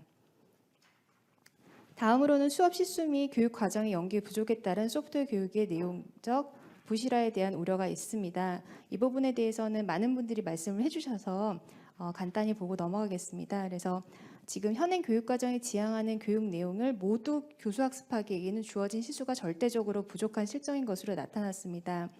또한 초등학교 6학년 소프트웨어 교육 이후에도 중학교 1학년부터 3학년 중에 한 학기에 편성되어 있는 현행 학교 급별 편성의 상이성은 교과 연계성을 저하시키고 불분명한 교육 성취 기준과 내용으로 인해서 교육 수준의 범위에 대한 기준 역시 모호한 부분이 있습니다. 그래서 이러한 것들이 학년별 교육 편차가 현재보다 더욱 심화될 우려가 있습니다. 다음으로는 교원의 양성 및 수급, 교원에 대한 지원 등이 여전히 부족한 것으로 나타났습니다. 이 부분도 많은 분들이 말씀해 주셨는데요. 교육부와 각 시도교육청은 정보 교원 수요에 따라서 교원 확충 계획을 세우고 있지만 소프트웨어 교육 정책의 지속 가능성에 대한 불확실성 때문에 일선 학교에서는 교원 충원에 대한 우려가 여전히 있는 것으로 나타났습니다. 이러한 담당 교원 부족과 과중한 업무로 인해 정규 수업 및 기타 교육 활동 시 필요한 교수학습 및 평가 관련 자료를 준비하거나 교사들 간에 공유하며 의견을 나누기가 어려운 상황입니다. 또한 교원 연수는 강제 이수가 아닌 권장사항으로 제공되고 있어 경력별, 학교 급별, 지역별 연수 시간과 질의 편차가 있는 것으로 나타났습니다. 특히 단기 연수 프로그램은 시간적 제약과 그로 인한 교육 내용의 한계로 연수만으로는 교사가 학생들에게 필요한 질 높은 교육을 제공할 수 있을지에 대한 우려도 있었습니다. 인프라 구축에 대한 미흡도 있었는데 말씀하셨던 것처럼 코로나19 상황 이후에 많은 부분이 좀 해결된 부분도 있어서 이 부분에 대해서는 좀 넘어가도록 하겠습니다. 다음으로 이러한 문제를 해결하기 위해서 우리가 이러한 문제를 개선하고 또 미래 우리 사회가 요구하는 창의 융합형 인재 양성을 위한 국가 및 지자체의 체계적이고 지속적인 지원이 이루어져야 하기 위해서는 다음과 같은 입법 및 정책적 개선 방안을 제안하였습니다. 검토할 필요가 있다고 생각을 합니다. 먼저 정부와 국회는 소프트웨어 지원을 강화하기 위한 법과 제도적인 개선 방안을 마련할 필요가 있습니다. 그 시행령 방안에 대해서는 좀 일단 넘어가도록 하고요. 그리고 저는 일치를 시키는 것이 필요하다고 생각합니다. 그리고 또 말씀해 주셨던 것처럼 급변하는 시대적이고 그리고 기술적 변화에 대응하는 교육을 촉진하기 위해서는 근간이 되는 그런 법제도에 대한 지속적인 연구가 필요하다고 생각합니다. 그리고 이를 위해 관련 부처인 교육부와 과학기술정보통신부의 지속적인 협력이 필요하다고 생각합니다. 두 번째로는 정부는 시도교육청 및 학교 관리자를 비롯한 일반 국민을 대상으로 소프트웨어 교육에 대한 인식 제고를 위해 보다 적극적으로 홍보하고 노력해야 할 필요가 있다고 생각합니다. 컴퓨팅 사고력의 개념과 그리고 교육의 필요성 등에 대한 인식 제고, 컴퓨팅 사고력을 범교과적 측면으로 핵심 역량으로 간주할 수 있을지에 대한 깊이 있는 논의와 사회적 합의를 통해 소프트웨어 교육 방향을 명확하게 재정립하고 그 필요성에 대해 올바른 인식을 제고할 수 있는 방안을 마련할 필요가 있습니다. 그리고 수업 시수 확대 및 교육 과정의 연계를 강화할 필요가 있습니다. 소프트웨어 교육의 가장 큰 걸림돌이 되고 있는 수업 시수 부족을 해결하기 위해서 교육부와 과기부에서는 서로 협력해서 소프트웨어 관련 교육 과정의 목표 및 범위를 재정립하고 적정 수업 시수 확보를 위한 구체적이고 실효성 있는 개선 방안을 마련할 필요가 있다고 생각합니다. 다만 특정 과목을 확대 편성하도록 교육부가 행정력을 활용하는 것은 개별 학교의 교육과정 운영의 자율성을 훼손할 우려가 있으므로 제도에 대한 공감과 협력을 먼저 이끌어낼 필요가 있다고 생각합니다. 그리고 초등학교 소프트웨어 교육은 대부분 6학년 2학기에 집중 편성되어 있는 것으로 나타났는데 학년군 및 타 교과의 연계를 통해서 부족한 수업 시수를 보완하는 방법을 우선적으로 모색할 필요가 있습니다. 그래서 저희가 제시했던 것 중에서는 이제 학년군별 연계를 위해서 일부 내용을 5학년에 편성하도록 하고 또 저학년의 창의 체험 활동에 소프트웨어 교육 수업 시수를 배정하는 등 학생 및 교사들의 소프트웨어에 대한 교육 이해를 높일 수 있는 방법을 다각적으로 모색할 필요가 있습니다. 그리고 또한 최소로 지금 운영되고 있는 17자시 내에서 소프트웨어 교육과 직접적인 관련이 있는 내용으로 우선 교육하고 정보통신 윤리 그리고 저작권, 개인정보 보호 등 다른 교과의 연계를 지도하는 방안도 검토할 필요가 있습니다. 일부에서는 학교 급별 연계성 강화를 위해서 초등학교 실과 교과 내의 단위로 포함되고 있는 교과 내용을 정보 교과로 신설하는 등 교육과정을 개편하는 방안도 지금 계속 검토 중인 걸로 지금 그래서도 이 자리를 마련한 것으로 생각합니다. 앞으로 지능정보사회 4차 산업시대의 미래지향적 사회, 경제, 문화적 비전에 기반하여 전반적인 국가 수준의 목표 재검토 및 재정립에 대한 사회적 합의가 필요할 것이라고 생각합니다. 네 번째로는 소프트웨어 교육을 담당하는 교원을 확충하고 담당 교원의 역량을 강화하기 위한 지원을 확대할 필요가 있다고 생각합니다. 전문성을 갖춘 정보, 컴퓨터 교사를 체계적으로 안정적으로 양성할 필요가 있고 이를 위해 교원 양성기관의 교육과정 개선 등이 요구됩니다. 초등학교 교원의 경우에는 소프트웨어 교육 관련 연수 이수율을 제고하는 방안을 마련하고 연수를 받은 교원이 해당 학교에 우선적으로 배치될 수 있도록 적극 안내될 필요가 있습니다. 또한 초중고급 교사들을 다양하게 혼합하여 교육시켜 학년별 수업 내용 구성의 연계성을 제고하고 융합 수업 및 참여 중심 수업에 대한 연구 및 수업 사례 발표 등을 통해 연수 프로그램을 지속하여 개발하고 제공할 필요가 있습니다. 인프라 구축 등은 앞으로도 체계적으로 이렇게 지속 가능한 지원 체계를 마련할 필요가 있다고 생각합니다. 무엇보다 정부는 안정적이고 지속적인 예산 및 지원 대책을 마련해서 정보교육의 목표를 달성하기 위해 노력할 필요가 있다고 생각합니다. 이상으로 토론을 마치도록 하겠습니다. 감사합니다. 예, 감사합니다. 2019년에 아마 이제 입법조처에서 연구를 하신 걸로 알고 있는데 우리나라의 소프트웨어 교육에 대한 어떤 실태 그리고 개선 방안에 대해서 좋은 보고서를 내신 걸로 알고 있습니다. 거기에 기반해서 오늘 아주 의미 있는 말씀들을 많이 해주셨습니다. 특히 현재 법제도의 지원 좀 미흡하다는 부분, 시행령에 있어서 교과에 대한 명시 부분, 사실 이 부분은 이제 심우민 교수님께서는 이제 교과에 대한 명시가 예시적 차원의 어떤 의미를 가지고 있다라고 말씀을 해주셨는데 이 부분에 대한 개선의 필요성, 사실 예시적 차원의 어떤 의미라고 볼 수도 있지만은 저희 같은 경우에는 그 의미에서도 빠져 있기 때문에 지금과 같은 사태가 초래되지 않고 있나. 교대의 컴퓨터 전공이 삭제가 되고 저 실과 전공으로 합치되는 거기 만약에 시행령에 그러한 의미적 내용들이 포함이 되어 있다고 한다면 정책에 있어서 그런 내용들이 만들어지지 않았을까라는 의미도 있습니다. 그래서 어쨌든 법적인 측면에서는 여러 가지 이제 예시적인 부분들로 마련되어 있는 부분도 있지만 현장에서는 그것이 굉장히 중요한 요소로 반영될 때도 있다라는 것들을 한번 우리가 고려해서 법제도에 대한 부분들을 좀 강력하게 추진할 필요가 있다라고 생각이 됩니다. 그리고 두 번째는 소프트웨어 교육의 중요성에 대한 인식 및 홍보.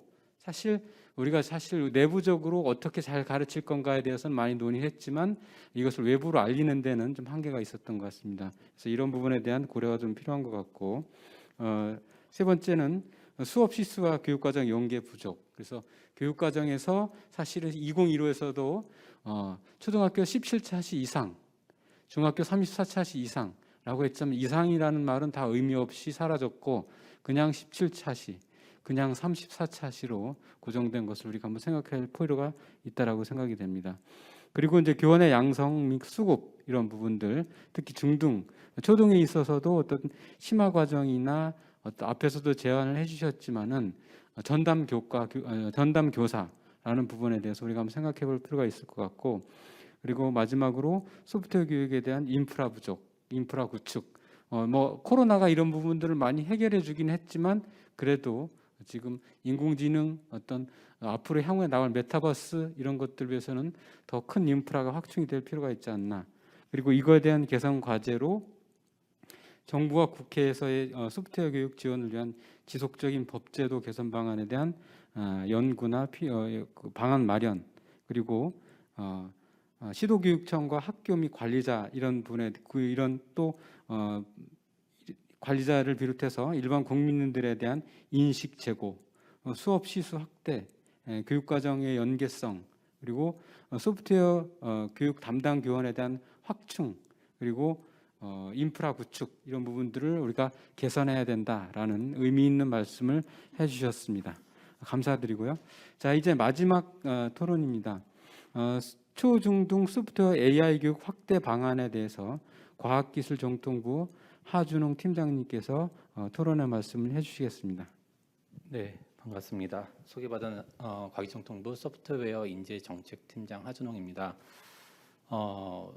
제가 마무리 랩업하는 형태로 이렇게 말씀을 드리게 됐는데요. 그게 뭐 정부라기보다는 제 이름 가나다 순으로 그런 게 아닐까라는 생각을 말씀드리면서 제 생각을 좀 말씀드리겠습니다.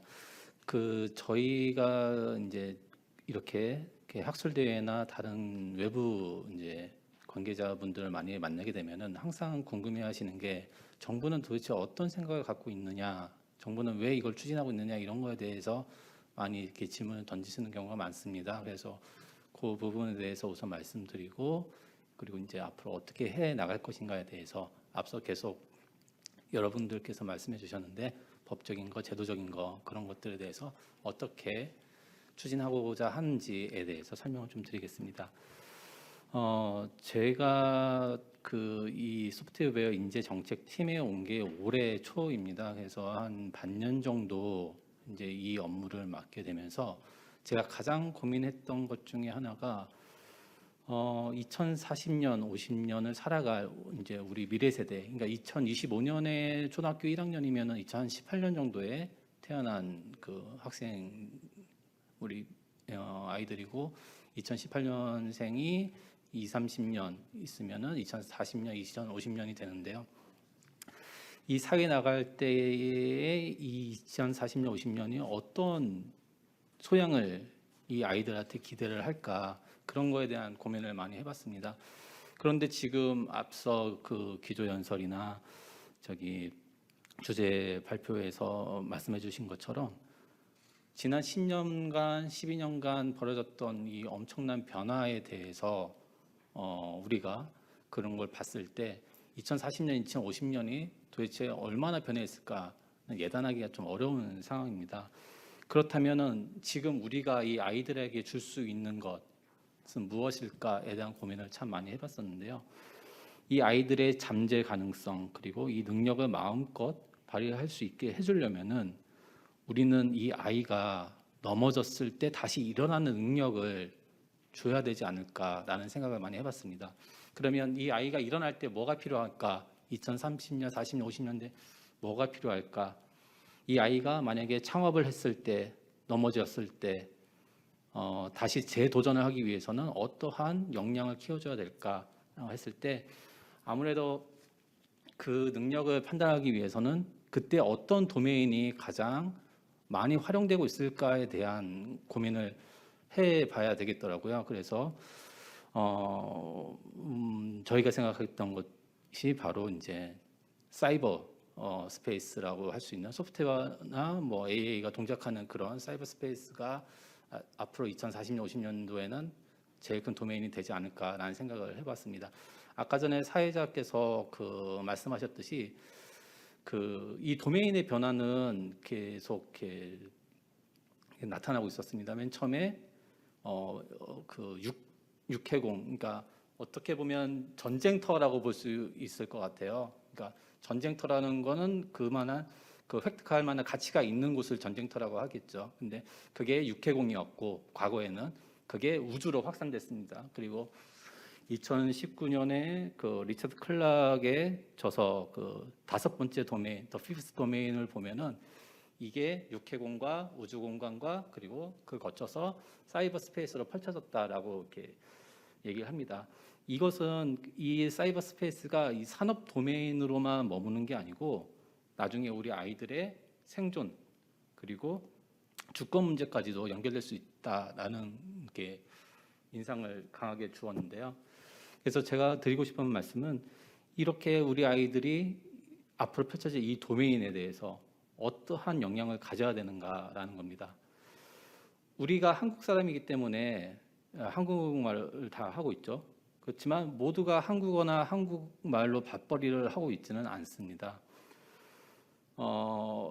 이 말씀을 드리는 이유는 이 소프트웨어나 AI에 대해서 강조를 하게 되면은 그걸로 아이들이 밥벌이를 하지 않는다. 그러니까 모든 사람들이 소프트웨어 개발자가 될 필요는 없다라는 말씀을 하시는 분도 있기 때문입니다.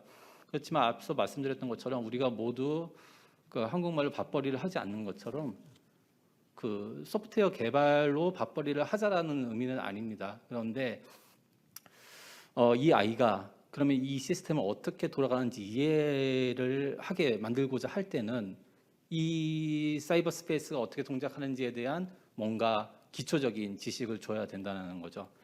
이것을 이해할 줄 알아야 된다는 거죠. 저도 공학을 전공을 했습니다. 저는 그래서 학교 다닐 때 C 언어나 매틀랩 같은 프로그래밍을 조금 접한 적이 있었는데요. 물론 초중고 시절에는 한 번도 그런 컴퓨터 프로그래밍 언어를 해보지는 않았습니다. 그래서 대학 들어와서 처음 접했을 때 당혹감은 굉장히 컸었죠. 그러니까 물론 잘하는 친구들도 있었고 굉장히 그 부분에 뛰어난 친구들도 있었는데 저는 뭐 물리나 수학 이런 것들은 좀 어느 정도 따라가는 편이었는데 이거를 컴퓨터적으로 코딩을 통해서 구현을 해봐라라고 했을 때는 제가 물리나 수학에 투자했던 시간보다 훨씬 더 많은 시간을 투자해야 그것도 이제 겨우겨우 따라갈 수 있는 상황이었습니다. 그런데 이제 다시 이제 10년, 15년이 흘러서 지금 이 시점에 왔을 때 제가 이제 소프트웨어에 대한 관심이 다시 커져서 이제 관련된 책을 이제 살펴보았는데요.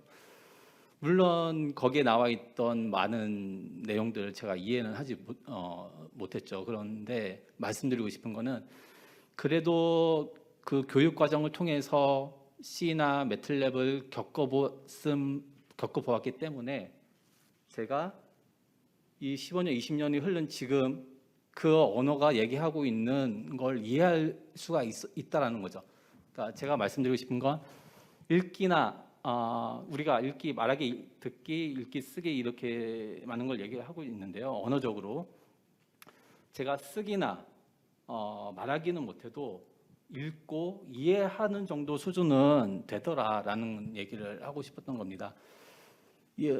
우리 아이들이 초중고 시절에 이런 소프트웨어적인 거를 만약에 겪고 여기에 대해서 배우고 컴퓨팅 사고력을 키워나간다면 이 아이가 어느 분야로 나간다고 하더라도 이 아이는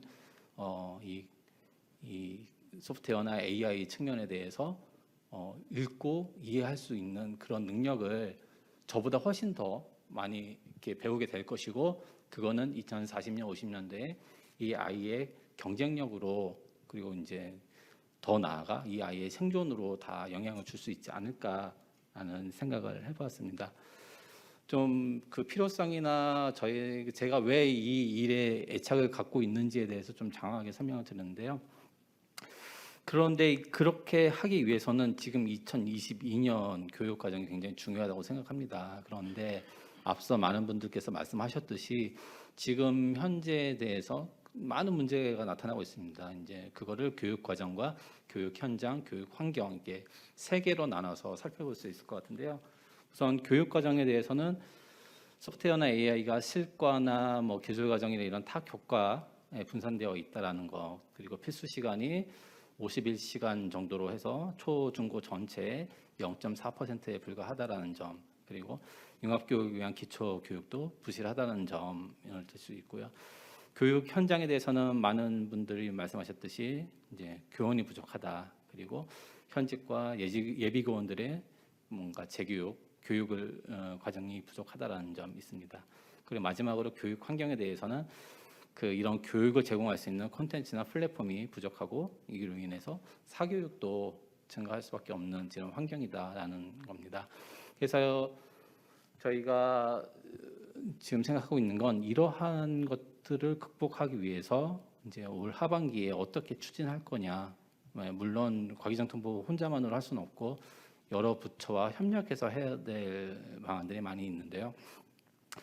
우선 교육 과정을 체계화해야 되겠다. 그래서 정보교과를 독립교과하고 고교 학점과와 연계해서 과목 편성도 정비를 해야 되겠다. 그래서 초1부터 고3까지 정보교과의 연계성과 체계성을 확보할 필요가 있다라는 점 강조드리고 싶고요. 교육 시간도 이거 굉장히 민감한 이슈입니다. 지금 현재 51시간은 어디까지 확장해야 되느냐에 대해서 제가 얘기하고 싶은 거는 아까 전에도 말씀드렸던 것처럼 가장 낮은 학년부터 가장 높은 학년까지 이어지는 교육이 끊기지 않고 이어지는 그런 교육 환경을 원합니다. 그런데 그게 생각보다 굉장히 많은 지금 현재보다는 굉장히 많은 시간을 요구하고 있기 때문에 그런 거에 대한 좀 애로사항이 있다라는 점. 근데 이거를 단순히 협의 조정해서 해결해야 될 부분이 아니다라는 점을 강조하고 싶습니다. 그리고 효과적인 융합교육에 대한 얘기도 많이 나오는데요. 이 융합교육을 하려면 가장 중요한 게 그 분야에 대한 기초 지식이라고 생각합니다. 기초가 튼튼하지 않은 아이가 다른 분야에서 응용을 한다라는 건 사상 누각이라는 말밖에 전 생각이 들지 않는데요. 그래서 이 아이가 탄탄한 정보교육 속에서 국어, 영어, 수학, 과학 또 기타 다른 과목들로 자기의 그 소프트웨어 컴퓨팅 사고력 역량을 펼쳐나갈 수 있게 도와준다면 우리가 이런 교육 과정에 대해서 필요한 정책을 마련을 하는 게 아닌가라는 생각을 해봤습니다. 그리고 교육 현장에 대해서인데요. 중등 교원 확보가 굉장히 중요하다고 생각합니다. 지금 27년까지 어떻게 이 교사를 확보해야 될 건지에 대한 이슈도 남아 있고 어떻게 교육할지 재교육할지에 대한 이슈도 남아 있는데 어찌 됐든 저희는 충분한 교과 시수를 확보함으로 해서 이 교사가 교사 1인이 하나의 학교에 배치될 수 있고 그럼으로써 교육의 질을 더 높일 수 있다고 한다면 그게 가장 좋은 방향이 아닐까 싶습니다. 그리고 현직 교원 역량가와 우수 예비 교원의 양성을 위해서 각종 프로그램들을 전문가와 또 교육부와 협의해서 준비 중에 있습니다. 그리고 마지막으로 교육 환경에 대해서 앞서 말씀을 많이 해주셨는데요. 교육 인프라 마련이 되게 중요한 것 같습니다. 선생님들의 역량이 천차만별이기 때문에 이 선생님들의 역량을 옆에서 서포트해 줄 수 있는, 옆에서 지원해 줄 수 있는 그런 양질의 교육 플랫폼, 교육 인프라가 있다면 훨씬 더 평준화된 교육을 우리 아이들에게 제공해 줄 수 있지 않을까라는 생각을 해봤습니다. 그리고 AI 교육 확산을 위해서 중앙정부뿐만 아니라 17개 시도교육청으로 네트워크 확대해서 방과 후 활동 지원과 같은 그런 프로그램을 통해서 소프트웨어 AI 교육을 학교로 많이 확산하는 게 좋겠다라는 생각을 합니다. 이건 여담입니다만 아까 전에 그 무선 와이파이 같은 경우도 작년에 디지털 뉴딜로 이렇게 촉발된 사업이긴 했습니다. 그런데 물론 교육부가 중심 잡고 추진했던 사업인데 과기정통부도 그 안에서 많은 역할을 했었어요. 그러니까 예를 들어서 네트워크 용량이 얼마나 필요한지, 그리고 지금 와이파이 5가 버전이 있는데 이게 계속 진화되는 버전 6, 6E 버전 7, 8까지 진화할 텐데, 그럴 때 이러한 기술이 들어가는 게 지금 이 시점에 적절하냐, 지금 수천억이 들어가는데 이 기술을 적용하는 게 적정하냐는 고민도 저희도 교육부와 굉장히 많은 협의를 했었고, 거기 그 사업을 추진하는 정보화진흥원 니아하고 많은 얘기를 했었는데요. 이런 식으로 교육부와 과기정통부는 계속 이렇게 끊임없이 협력하고 노력하고 있다라는 점 다시 한번 말씀드리면서, 오늘 앞서 말씀해 주신 그 토론자분 또 기조 강연 주제 발표에서 언급하셨던 부분들, 그런 부분들 저희도 꼼꼼하게 챙겨가겠다라는 말씀드리면서 이만 마치도록 하겠습니다. 예, 감사합니다. 우리 팀장님께서는 우리 그 정보교육의 발전을 위해서 진짜 불출주야 굉장히 많은 노력을 해주시고 있고, 얼마 전에도 이제 장관님께서 우리 AI 소프트 교육에 대한 방안을 직접 발표하시는 그런 성과를 내주시기도 했습니다. 어쨌든 굉장히 감사의 말씀을 드리고, 오늘 토론 내용에서는 이제 근본적으로 우리 아이들이 배워야 될 도메인 역량이 무엇인가라는 것을 따져본 것 같습니다. 새로운 교육 과정을 만드는 과정에서 우리나라의 교육계는 이념 논쟁에 많이 빠져 있는 것 같습니다. 홍익인간을 빼야 되느냐 말아야 되느냐부터 시작을 해가지고 삶의 어떤 방법적인 문제, 집단간에서의 의사결정 문제들, 굉장히 중요한 부분도 있지만 그건 못지않게 우리 인류 사회의 문화를 발전시키고 기술을 발전시키기에 대한 부분들은 논의가 되고 있지 않는 것 같습니다. 그런 논의가 이루어진다고 한다면 과학기술이 얼마나 중요하고 1957년 10월 4일 미국이 느꼈던 그런 쇼크가 얼마나 무시무시한 것이었던가라는 것들을 한번 되짚어볼 필요가 있을 텐데, 그런 논의가 없는 것이 굉장히 아쉽습니다. 그래서 앞으로 2050년대에 사이버 스페이스에 대한 우리 아이들이 가져야 될 역량에 대한 부분들을 위해서 지금 우리가 추구해야 될 어떤 교육과정, 독립교과, 시수 확대, 교사 역량 확보, 교사 배치, 이런 부분에 대해서 지금 많은 얘기를 해주셨고, 그리고 또 실제적으로 그 부분에서 많은 노력을 기울여 주셔서 감사합니다. 자, 6분이 토론을 마쳤는데 현재 지금 온라인을 통해서 질문들이 좀 들어오고 있습니다. 그 질문들에 대해서 전문가의 의견을 여쭙는 내용들이 있어서 그 부분을 소개해드리고 관련 전문가들께, 패널들께 답변을 좀 요청드리도록 하겠습니다.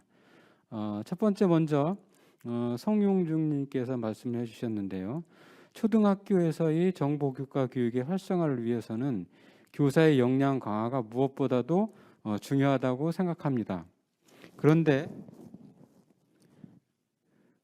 교육 현장에서는 정보교과 지도에 어려움을 호소하는 교사들이 많은 것이 사실입니다. 그렇다면 모든 초등교사에게 일정 수준 이상의 정보교육 역량을 강화하는 것이 현실적으로는 생각보다 어려울 수도 있다는 생각이 드는데요.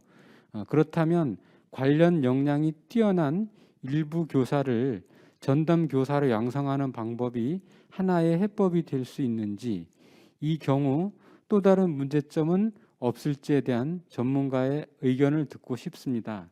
라고 의견을 주셨습니다. 그래서 우리가 이제 우리 정보교육계에서는 전담 교사 초등에서 이걸 오래전부터 주장을 해오고 필요성들이 현장에서 많이 느껴지고 있는데, 이것이 전담 교사 배치에 대해서 어떤 제도적인 문제점 같은 것들이 없는지라는 것을 질문해 주셨기 때문에 우리 심우민 교수님께서 혹시 정보의 전담 교사를 배치하는 방안, 물론 이것이 이제 학교별로다가 학교장 재량으로 이미 시행이 되고 있는데, 이것을 좀 더 뭐라고 할까, 법 제도적으로 좀 고착화할 수 있는 방법, 그런 것들이 있을지 한번 답변을 해주시면 감사하겠습니다. 예, 그냥 솔직하게 말씀드리면은 요 대안은 제가 뭐 교사들 배치 문제나 이런 것들은 잘 모르긴 하는데요.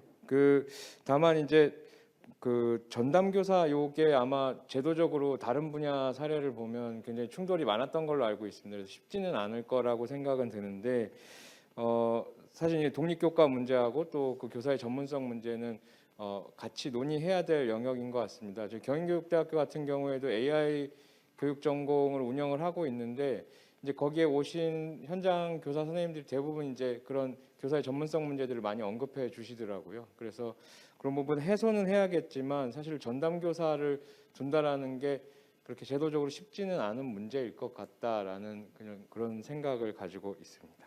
예, 고맙습니다.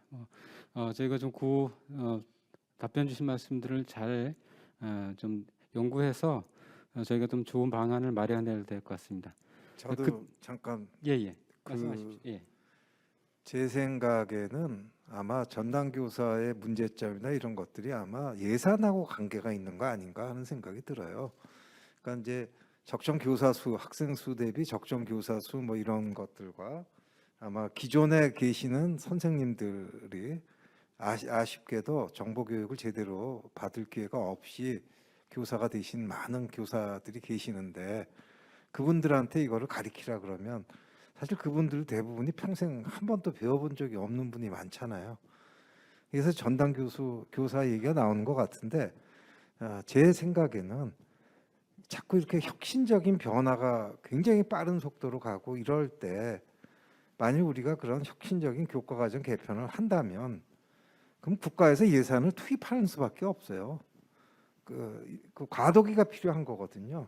그래서 우리가 모든 예비교사들이 충분한 이런 정보 소양을 교육을 받고 이러고 나서 교사가 될 때까지 그런 교사들이 양산이 되고 그런 교사가 임용이 돼서 이제 초등학교에 전반적으로 충분한 교수가 확보될 때까지는 전담 교사를 특단의 예산을 투입해서라도 해결하는 게 그게 정부가 해야 될 일이 아닌가 나는 그렇게 생각을 합니다. 그러니까 기존의 방식 그대로 하면서 해결하겠다 그러면 항상 문제가 생길 수밖에 없죠.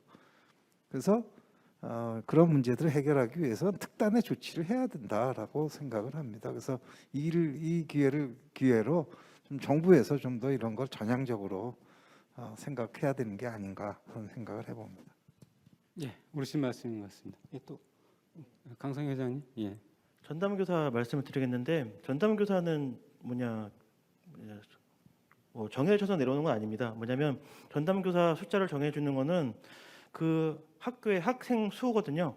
학생 수, 교사가 몇 명이냐에 따라서 비율에 맞춰서 전담 교사가 배치되는 거기 때문에 과목 선정에는 크게 상관이 없고요. 그다음에 과목 선정은 학교 구성원들의 요청에 의해서 보통 결정이 됩니다. 그래서 보통 영어라든지 좀 특정 교과 기술적인 부분이 좀 필요하다는 생각이 드는 부분에 대해서 학교 구성원들의 결정을 통해서 전담 교사가 결정이 되는 부분이기 때문에 지금 그렇기 위해서는 주당 20시간 이상의 교과를 책임질 수 있는 분량은 나와야 되거든요. 근데 현재 정보교과가 대구에서 이걸 테스트를 한번 해봤습니다. 근데 주당 시수가 1시간 정도밖에 안 나오기 때문에 전담 교사를 하기에는 좀 무리되기 때문에 이제 정부와 다른 교과를 같이 엮어서 정보 전담을 했던 테스트도 있었기 때문에 만약에 이게 정보 교과 시수가 확보가 된다고 하면 학교에서는 당연히 영어 교과, 정보 교과 관련돼서 어떤 전담을 할지에 대한 논의는 활발하게 이루어질 수도 있는 여지가 있기 때문에 이게 정보 전담보다는 시수 확보가 먼저 되면 학교에서는 자연스럽게 이거에 관련된 논의 사항들은 활발하게 논의될 것 같습니다. 그래서 이게 시수 확보가 먼저 되면 따라오는 당연한 그 결과 같습니다. 예.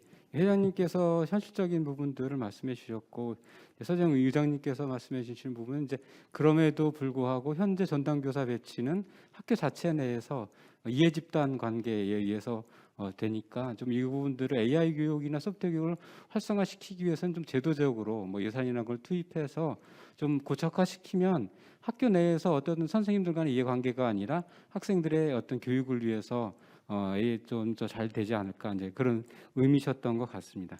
자, 지금 하나만 더 보도록 하겠습니다. 이동영님이 읽어주셨는데, 안녕하세요. 2022 개정 교육과정에서 초등학교에 정보교과, 독립교과로 마련되는 것에 동의합니다. 그런데 현재 교육과정에 굉장히 많은 내용이 들어있어 교육과정 전체 시수를 늘리는 어려운 것으로 알고 있습니다. 그렇다면 비교과 시수를 줄여 시수를 확보해야 될 텐데 타 교과에서는 이를 원하지 않고 있습니다. 이를 융합교육이라고는 이름으로 넘어가려는 움직임이 보이고 있는데 소프트웨어 AI 교육을 위해서는 정보교과의 독자적인 시수 확보가 컴퓨팅 사고력 기초교육이 반드시 선행되어야 한다고 생각합니다. 현 상황에서 정보교과 독립을 위한 시수 확보 문제를 어떻게 해결할 수 있을지 궁금합니다. 라고 말씀을 주셨는데요. 혹시 그 성균관대 김재현 교수님 이쪽 부분에 많이 연구하셨기 때문에 뭐 초등이라 좀 다르긴 하겠지만 간단히 좀 도움 말씀을 주시면 감사하겠습니다. 제가 질문을 정확히 인식을 못해서 질문의 내용은 지금 이제 독립교과를 만들어야 되는데 그럼 타교과의 시수를 줄여야 우리 시수를 확보할 정보교과 시수를 확보할 수 있지 않겠느냐. 그런 타교과들이 반발할 텐데 어떻게 할 거냐. 요지는 그렇습니다.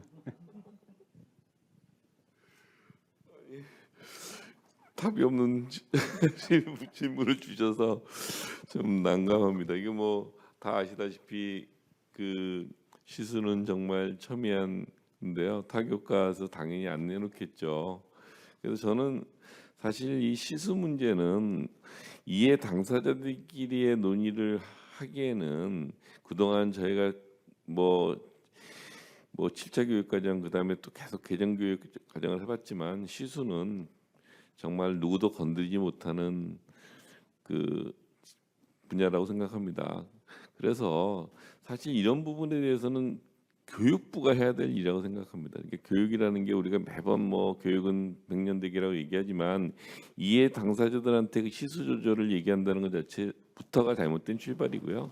시대가 바뀌면 그 시대에 맞는 우리 국가의 발전, 인재를 양성하기 위해서 교육부가 총대를 메고 그거를 결정해주고 그로 인해서 발생하는 심지어 뭐 어느 새로운 교과가 만들어진다든지 새로운 뭐 과목이 만들어질 수 있겠지만 그러면 어떤 부분은 또 줄어야 되겠죠. 전체적인 총량제이기 때문에 그 부분에 대해서 또 피해가 일어나는 부분에 대해서는 장기적인 계획을 가지고 플랜을 짜서 그쪽을 어떻게 뭐 10년 단위로 조절을 하면서 운영을 해야지 이게 한순간에 뭐 어느 과목을 줄이자 그러면 당연히 아까 말씀하신 대로 그 부분에 교사 선생님이 학교를 떠나야 되는 그런 상황이 발생하기 때문에 어려운 부분이 있고 제 생각은 그거는 그 교육부의 전적인 저는 롤이라고 생각하고요. 그게 교육부가 가장 우선적으로 교육과정과 관련해서는 교육부가 해야 될 일이라고 생각합니다. 그건 직무를 벗어난 꼭 직무를 안 하는 그런 일이라고 생각합니다. 예, 감사합니다. 네.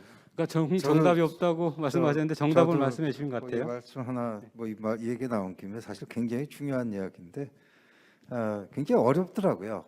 교육부는 교육부대로 어려움이 있겠죠. 많이 어렵다고 생각이 들어요. 사실은 영국의 경우를 보면 수상하고 교육상이 전격적으로 밀어붙입니다. 2014년에 보면은. 근데 거기에는 이제 교육부 내부적으로 굉장히 어려움이 있음에도 불구하고 그걸 밀어붙이는데 제일 도움이 된 거는 그때 나온 거 보면 5년간 5.5 빌리언 파운드의 예산을 추가로 투입하는 거에 수상이 전격적으로 동의를 하면서 시작이 된 거거든요. 우리나라 돈으로 약 9조 원입니다. 5년간 9조 원을 추가로 투입하는 거죠. 그 교육을 시수와 이런 시수 확보를 때문에 나타나는 많은 부작용이 생기거든요. 기존 교사들도 있고 다른 교사들이 있지 않습니까? 그래서 그런 것들의 부작용을 완화시키는 그다음에 새로운 교사를 양성해서 갖다 투입을 해야 되는데 그런 과정에서는 어쩔 수 없이 정부에서 그런 예산을 투입을 해줘야 돼요. 근데 여러분들 잘 아시겠지만 그런 것이 교육부 단독으로 할 수 있는 건 아닙니다. 재경부가 나서야 되고요. 재경부가 왜 나서겠어요? 결국은 제가 볼 때 우리나라의 어떤 여러 가지 다이내믹스를 본다면 대통령이 나서야 되는 거 아닌가. 대통령이 나서서 이거를 조정을 해줘야지 이 교육부 입장에서도 그 어려운 문제를 겪어서 넘어갈 수 있는 그런 되게 재정 문제라고 생각이 듭니다. 그래서 이 문제는 좀 근데 대통령이 함부로 움직일 수는 없거든요. 그러니까 정부가 거기에는 제일 중요한 게 시민들의 의견이 굉장히 중요하다고 생각이 들어요. 교육계를 포함해서 많은 시민들과 지금 이미 저 전문계는 다 나섰거든요. 이 시수를 늘려라. 안 그러면 굉장히 어려울 거다 하고 뭐 다 뭐 한림원이나 과총이나 뭐 다 나서지 않았습니까 이미? 근데 이제 청와대나 이런 그런 어떤 정부를 움직일 수 있는 거는 좀 시민들의 힘이 아닐까 하는 생각도 해봅니다. 그래서 힘을 실어줘야지 정부도 움직이겠죠. 왜냐하면 굉장히 큰 일이거든요. 이 시수 조정이라는 게 생각보다 그렇게 작은 스케일로 움직여서 가능한 일은 아닌 것 같이 보여요. 교육부의 힘으로 되는 것도 아니고 몇 사람의 힘으로 되는 건 아닌 것 같습니다. 저기 아까 이게 이제 그 문제와 관련이 되는데요. 이게 법에 이제 대통령령에 이제 정보 교과를 추가를 하게 되면 교육부에서도 압박을 받아가지고 뭐 이렇게 시수 확보하는 것도 아마 되게 전격적으로 하지 않을까라는 기대감이 좀 있는 것 같은데요. 저희가 위계서열을 잘 봐야 되는 게 이 초중등교육법은 법률입니다. 국회에서 제정하고요. 이 대통령령 같은 경우에는 정부 교육부에서 사실상 제정을 하는 겁니다. 그렇기 때문에 이 교육부에서 의사 결정이나 정책 방향의 설정을 먼저 하도록 하는 게 중요하고요. 그런 측면에서 지금 토론자 선생님들 말씀하신 것처럼 뭐 예산 투입이라든지 정부의 결단이라든지 이런 게 먼저 중요하고요. 이게 대통령령 바꾸라고 그 결정하는 사람한테 대통령령 바꿔서 하세요 이 얘기는 동어반복에 불과한 겁니다. 그래서 정책적인 결정을 먼저 하도록 해야 되고요. 근데 다만 이제 예산의 문제 관련해서는 뭐 저희가 항상 이제 교육이 이제 예산의 중요한 포인트가 되고 비중을 많이 둬야 되는 건 사실인데 저희가 이 사례에 있어서는 이제 디지털 교육이나 이런 것과 관련된 외국의 사례들을 많이 좀 참조해봐야 될 것 같습니다. 그러니까 예를 들면 교사가 전문성이 부족하다 아니면 뭐 시수가 부족하다라고 이야기를 했을 때 그 아까 제가 이제 민간 테크 기업들 활용하는 그 얘기를 했었는데 예를 들면은 뭐 디지털 리터러시 교육을 하는데 학교의 전문성이 부족하다 그러면 그런 전문적인 교육 프로그램들을 뭐 민간 방송사라든지 뭐 기업이라든지 이런 데 제공을 해서 학교 교육과 연계시키는 얘기들을 많이 하고 있고 실제로 이제 그런 민간 기업에서 개발한 그 교육 콘텐츠들을 보면 학교 교육 과정과 연계해서 개발하는 경우가 외국에는 이제 있었던 걸로 알고 있습니다. 그래서 오히려 이제 정부가 물론 많은 예산들을 투입을 할 수 있겠지만 이제 그거에 앞서서 민간하고 같이 좀 협의체를 구성하고 거기서 민간의 자원들을 어떻게 효율적으로 국가 교육 과정과 연계해서 활용할 것인가 이런 부분들도 정부가 조율을 해줬으면 좋겠고요. 또한 이 과기정통부하고 교육부 간의 그런 어떤 조율 관계가 되게 중요할 것 같은데요. 아무래도 이제 과기정통부 입장에서는 아무래도 전문 인력 양성하고 연계되는 학교 교육에 더 초점을 맞출 수밖에 없는 것 같고요.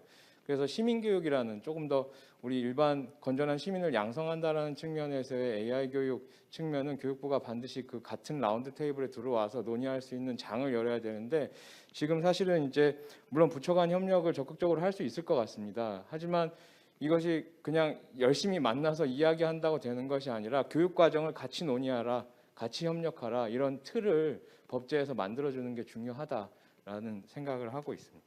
아이고 감사합니다. 예. 오늘 사실 제가 토론을 시작할 때 2시간이라서 시간이 참 많을 것 같다라고 생각해 질문을 빽빽하게 적어놨는데 저는 하나만 질문도 못했고 또 댓글로 들어온 질문도 많이 소개를 못 드렸습니다. 참 오늘 열띤 토론을 해주셔서 정말 감사드리고 마지막으로 이제 어렵게 우리 과기연합회 서정인 의장님 모셨는데 지금 마지막으로 우리 정보교육학회 회원들께 지금 연합회에서 하고 계신 활동 내용과 그리고 우리 회원들에게 격려 말씀 짧게 마지막으로 좀 부탁드리겠습니다. 예, 지금 사실 정보교육학회 회원님들이 사실 대한민국 정보교육 일선에서 가장 중요한 역할을 하고 계시는 분들로 저는 믿고 있습니다. 우리가 다 또 이렇게 4차 산업혁명 시대에 아이들을 잘 가르치고 싶어하는 그런 그 욕심이 앞서고 있고 좀 뭔가를 우리가 노력을 해야 된다라는 생각은 다 동의를 하고 있는 것으로 생각이 듭니다. 근데 아쉽게도 이 교육계는 굉장히 어려운 환경인 것 같아요. 워낙 어렵다 보니까 주무관청인 교육부도 섣불리 뭐 이렇게 공감은 합니다 하는데 이 정보 교육을 좀 더 확대하는 것에 대해서 공감한다고 표현은 하면서도 실제로 시수 조정이라든가 이렇게 좀 급진적인 어떤 변화는 기대하기 어렵지 않나 하는 걱정도 앞섭니다.